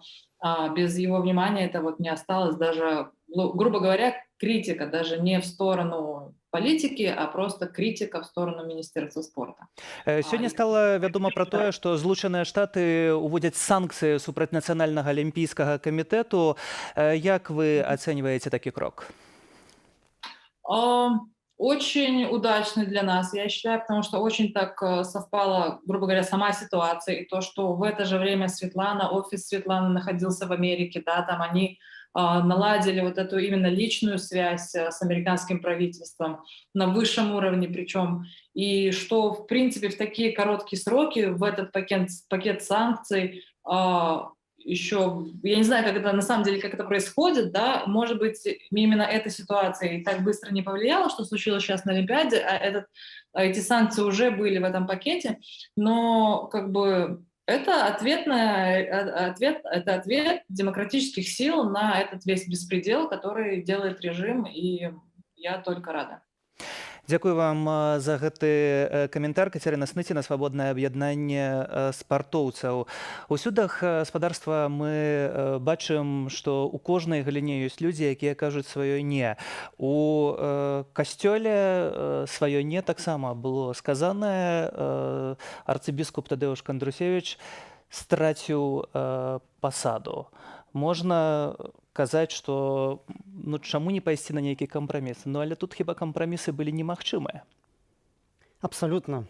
Касцёл, царква не могуць ісці на кампраміс там, дзе ёсць зло. Но царква акурат ідзе праваслаўная. Не до конца таксама. Усё ж такі мы не можам так до конца абвінаваціць царкву праваслаўную. Можам узгадаць і епіскапа Артемія праваслаўны, можам узгадаць шэраг святароў праваслаўных, якія гэта тое сумленне, пра якое вы казалі. Так што яно ёсць. Так што я думаю, што ўсё ж такі ў нейкай меры кожная рэлігійная супольнасць у Беларусі сваю місію выконвае. І, конечно, я магу ганарыцца тым, што наш быўшы мітрапаліт у сваю чаргу не пашоў на кампраміс са злом, і адназначна заяўляў і заяўляе па сённяшні час, што Беларусь патрабуе пераменаў. І гэта вельмі важна. Іншага не дадзена. Мітрапаліту Веніяміну дадзена? Давайте запытаемся гэта ў мітрапаліта Веніяміна.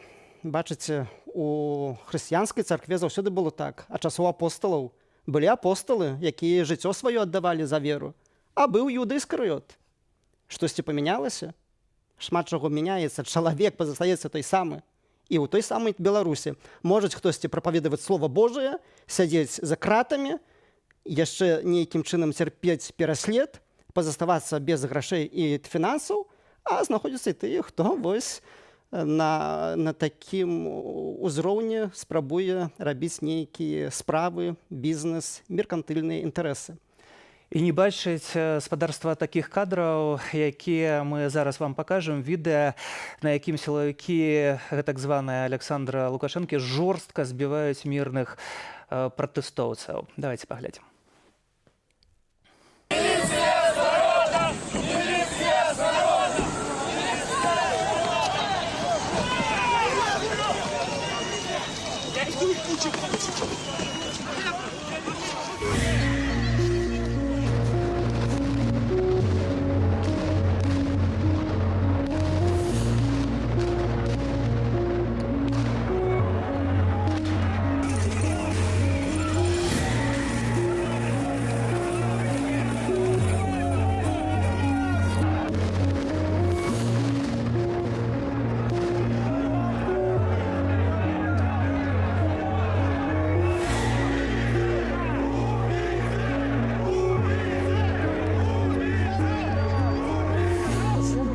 Что это? Ничего себе. Не трогай, пускай будет.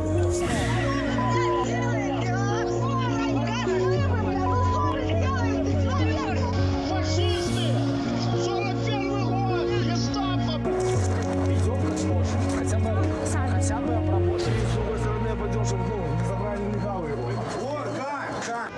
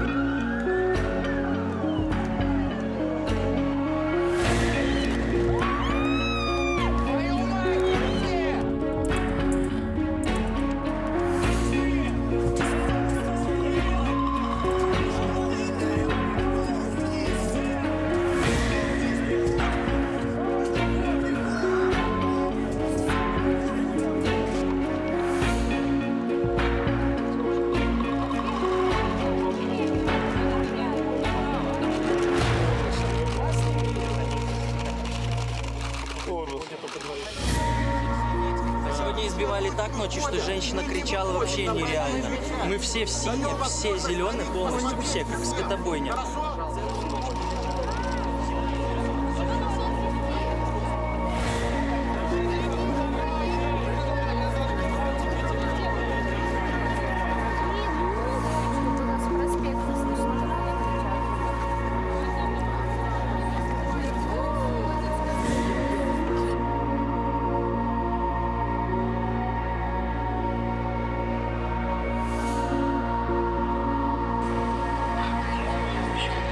Ребята, спасибо вам!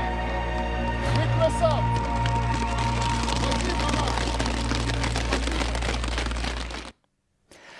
Гаспадарства таксама гэтыя красаўцы і мы. Кожны з нас павінны памятаць прозвішчы тых, хто быў не толькі збіты, але і забіты. Гэты спіс, безумоўна, магчыма, нам не ўсім вядомы. Падчас пратэстаў людзі заплацілі самы высокі кошт за свабоду. Яны аддалі сваё жыццё і паводле праваабаронцаў за дзеянняў рэжыму загінулі Александр Тарайкоўскі, Геннадзь Шутаў, Александр Віхор, Роман Бандарэнка, Вітольд Ашурак і Дзмітрый Стахоўскі. Сярод грамадскасці лічаць, што ў выніку таксама ціску ўладаў загінулі яшчэ і Мікіта Крыўцоў, Александр Будніцкі, Геннадзь Кісель, Канстанцін Шышмакоў, Артём Парукаў, Станіслаў Чур, Сергей Радчэня, Дзяніс Кузнецоў, Сергей Шчацінка і Віталь Шышоў.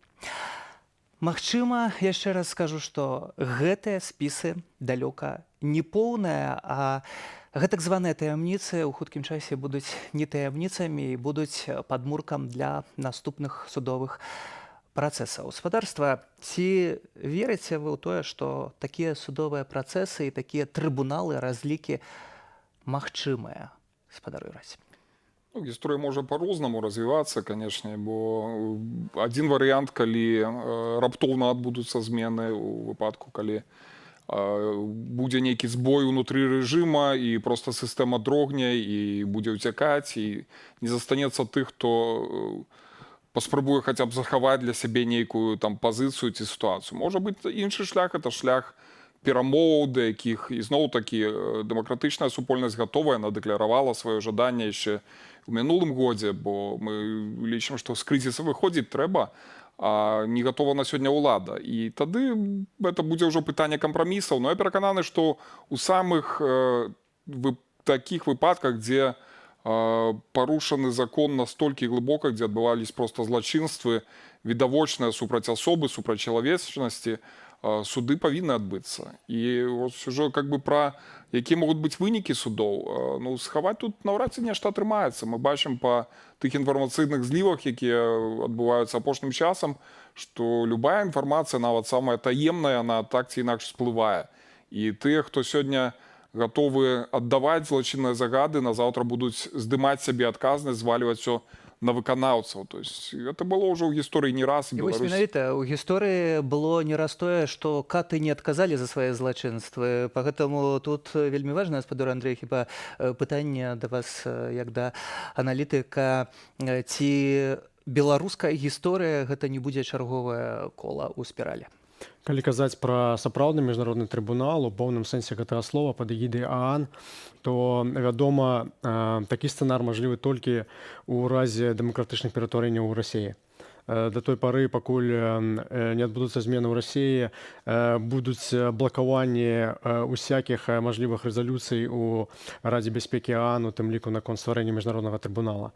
Таму, маючы на ўвазе на будучыню гэтыя нейкія мажлівыя інструменты, тыя, што ўжо ёсць зараз, напрыклад, інстытут універсальнай юрысдыкцыі, калі суды іншых замежных краінаў могуць разглядаць найбольш цяжкія справы парушэння правоў чалавека ў міжнародным праве.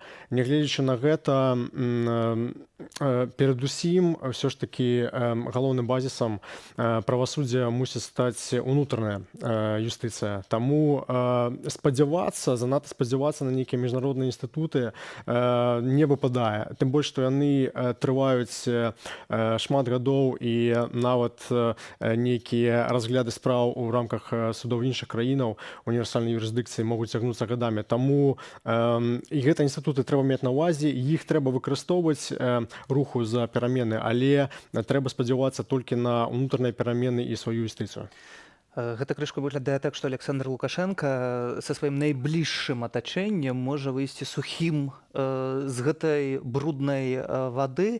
Да нас далучаецца спадар Віталь Цыганкоў, палітычны аглядальнік. Вітаем спадару Віталь. Як вы бачыце гэтую перспектыву? Ці будзе нейкая адказнасць? Я таксама веру, што будзе. Іншая справа, што, магчыма, чакаць нам давядзецца трошкі больш, чым нам бы ўсім хацелася.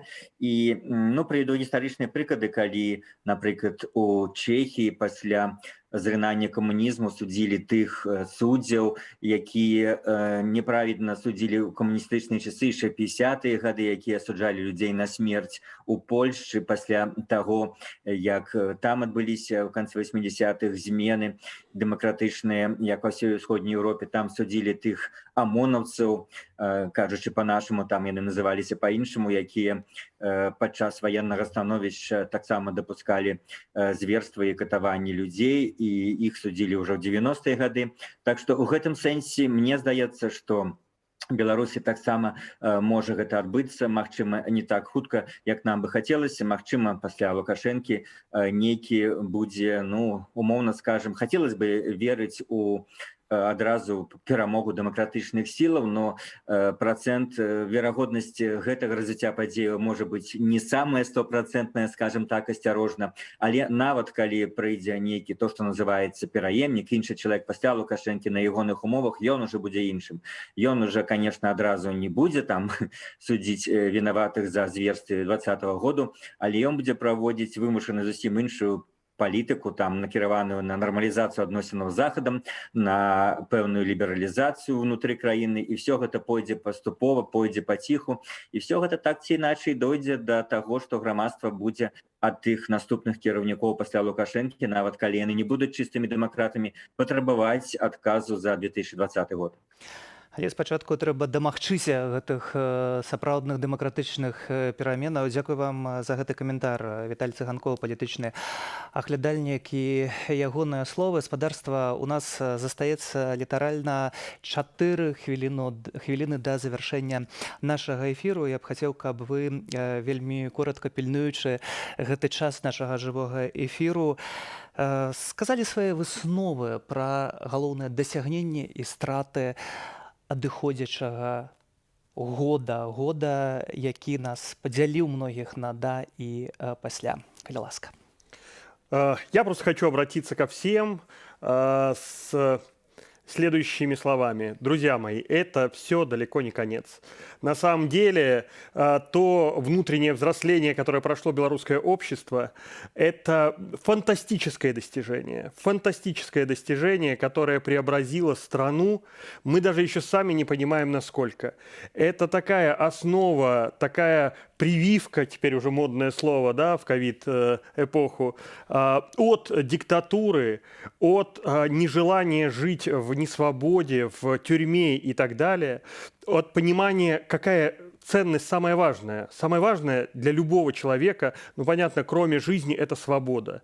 И вот как только до белорусов это не просто дойдет, это, мне кажется, уже дошло, а будет еще понимание, что за свободу надо бороться, и ее надо отстаивать, и ее надо требовать. Вот тогда, мне кажется, мы очень быстро пройдем транзит к цивилизованному и по-настоящему сильному европейскому государству. Поэтому вот так. Отец Вячеслав. Я шчаслівы, што я жыву ў гэтым часе пераменаў, калі абуджаецца народ беларускі. Я ганаруся таксама тым, што я сам беларус. Але таксама хачу папярэдзіць, каб ніхто не рабіў сабе ілюзій, што магчыма лёгкія перамены і перамогі. Без духоўных, грунтоўных пераменаў не будзе ніякіх таксама глыбейшых пераменаў. А таму пустое крычаць Лукашенко у аўтазак, але лепш заняцца сваёй духоўнасцю. І вось як пачнеш гаварыць па-беларуску, пачнеш таксама шанаваць сябе, сваю годнасць, тады убачыш, як усе злачынцы самі пойдуць у аўтазак. Ціха, мірна і спакойна. Вось гэтага ўсім і жадаю. Спадар Андрэй. Тыя падзеі, якія адбыліся ў Беларусі летась, яны ўнікальныя не толькі для гісторыі Беларусі, гэта даволі унікальны ўвогуле прыклад у сучаснай сусветнай гісторыі, калі доўгатрывалага кіраўніка на выбарах абышоў чалавек без ніякага досведа грамадскай палітычнай дзейнасці. І гэтаксама маштаб і трываласць акцый пратэсту, якія адбыліся ў Беларусі, адзін з найбольшых у сучаснай сусветнай гісторыі. Я думаю, што мы маем чым ганарыцца, але тым не менш важна не забывацца, што гэта толькі сімвалічная, не практычная перамога. І да той пары, пакуль перадусім галоўны фактар, пакуль Крэмль будзе надаваць Лукашэнку палітычную і фінансавую падтрымку, ён можа трымацца пры ўладзе, маючы ўсяго некалькі адсоткаў рэйтынгу. І гэта сітуацыя можа трываць і не адзін месяц, нават не адзін год. І пра гэта трэба не забывацца. Спадар Віраць. Шмат чым наша сітуацыя насамрэч унікальная, але ізноў-такі мы ідзем па шляху, якім прайшлі іншыя краіны ад дыктатуры да дэмакратыі, і фінішам на гэтым шляху можа быць толькі тая перамога, якую мы все чакаем і набліжаем. І кажуць, самы цёмны час бывае перад світанкам, і вось беларускі світанак наступіць, таму што беларускае грамадства нарэшце абудзілася.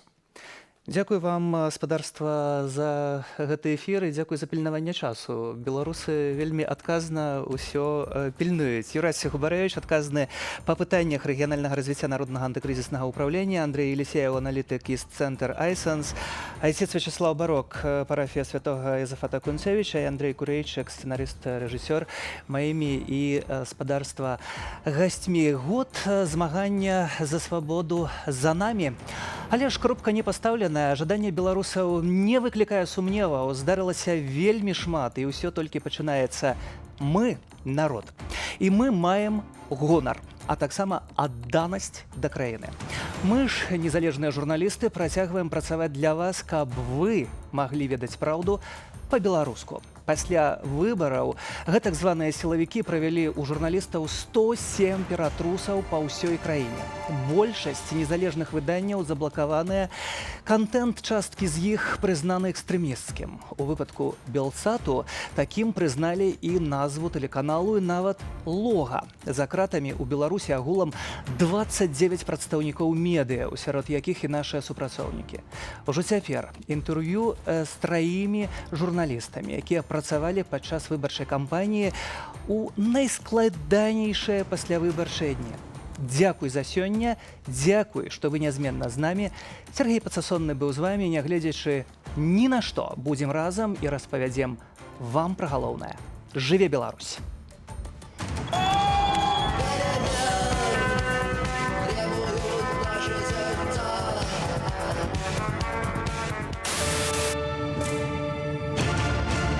Некі натоўп прыйшоў і сапсаваў гэтае мерапрыемства. А як вы думаеце, чаму так адбылося? Як вы думаеце, чаму? Чаму людзі гэта робяць? Я не ведаю. Еще раз оценить текущую ситуацию и, если потребуется, выработать дополнительные меры. Они что, дурные совсем? Что это? Осколок. Ничего себе. Расскажите, что случилось? Я журналист. Яку Білорусь ви хочете побачити у війні?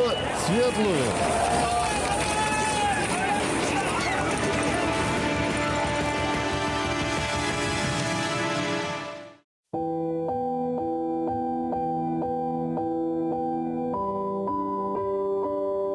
Дачакаўся до таго моманту, як прыйшлі ці амапаўцы, пачалі страляць, кідаць гранаты.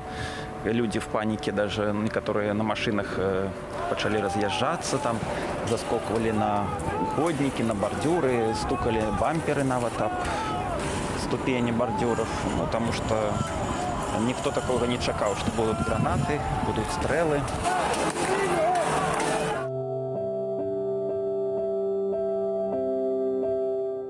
Подождите, подождите, подождите, еще один раненый. Давайте быстрее. Я адыходзіў разам з людзьмі, здымаў, амап наступалі яны, канешне,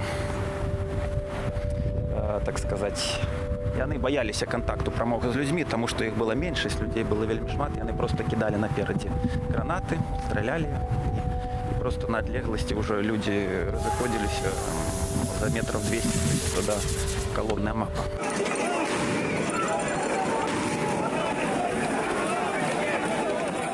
Возили ж меня по трох этих изоляторах фактично. Роль изоляторов адыгрывала турма Жодинская, так само и Барановская. Вот туда отдали частку камер под політичных.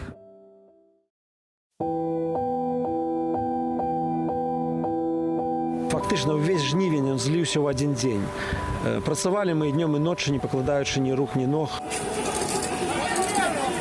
То, што пачалося потым увечары, ноччу і далейшыя дні, конечно, это быў жах. Это была бегатня. Мы не спалі.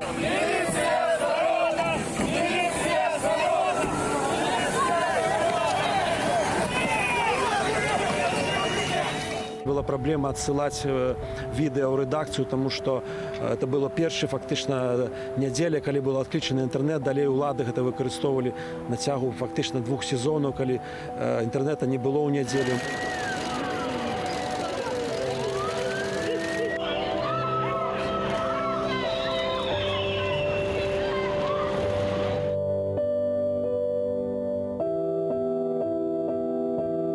Памятаю, мы прыехалі ў нейкі будынак у цэнтры, была прэсавая канферэнцыя, і потым высветлілася, што я ледзь не ўрэзаўся на сваёй машыне у слуп, ледзь не трапіў у аварыю, таму што мне аказалася праколатая шына. Гэты выпадак уже потым паўтараўся яшчэ раз. Я схіляюся да думкі, што гэта было ўсё зроблена адмыслова, і я аказаўся шчаслівы, што я не трапіў у аварыю.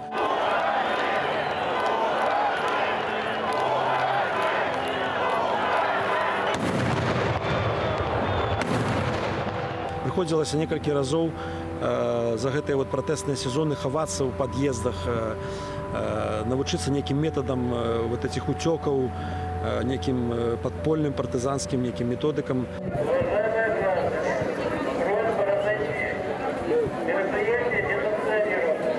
Страх, конечно, ёсць. Я не кажу, што мы не баімся. Было б ненатуральна, калі б не было гэтага страху. Але я лічу ўсё ж такі смелы чалавек, годны чалавек, ён мае магчымасць перажыць гэты страх, знайсці магчымасць рухацца далей, змагацца, нешта рабіць для Беларусі, таму што ўсе мы верым, што в Беларусі наступяць перамены, бо тое, што адбываецца зараз, это не можа быць адбывацца доўга.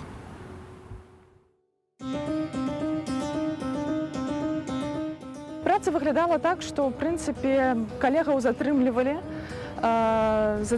рэгулярна, і я сама была гатова да таго, што мяне могуць затрымаць.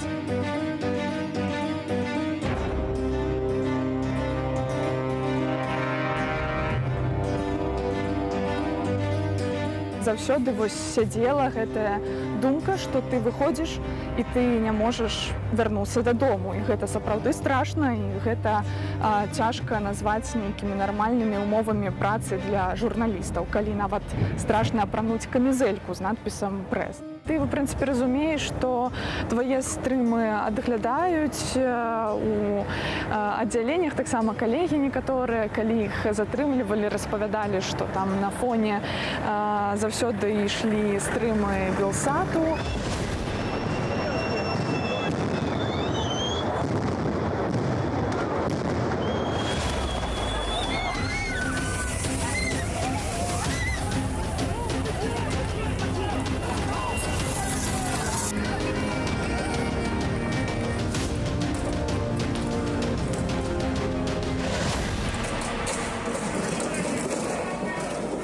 «9 жніўня тады я была на стэле, 10 жніўня Рыга, 11 ўзяла сабе перапынак, бо проста фізічна ногі не хадзілі. 12 жніўня працягнулася праца, і пасля гэта была ўжо штодзённая праца з нейкімі выключэннямі.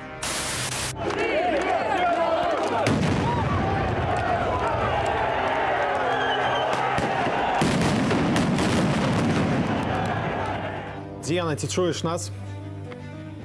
Чую, вітаю. Видатно. Слухай, давай з головного. Ці все з тобою добре, ці ти здолілася сісці ад разгону з-пад Рыгі? Так, у мяне ўсё добра, атрымалася сысці, накіроўваюся дадому. Сышла акурат у той момант, калі пачаліся такія даволі моцныя выбухі. Ты бачыш людзей у летняй вопратцы, у шортах, у майках, з голымі рукамі, нагамі.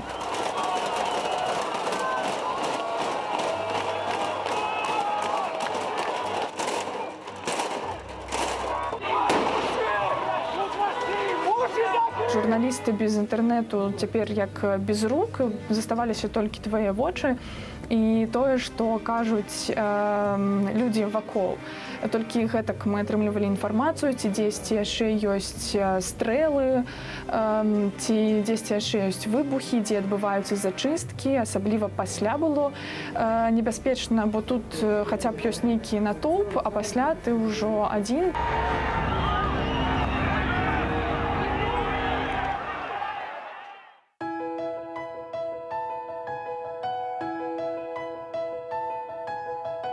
Беларусь адкладаецца, нават пры гэтым усім вельмі падтрымлівае тое, што мы патрэбныя нашым гледачам, і мы пастараемся ўсё зрабіць, нават за мяжы працягваць працу.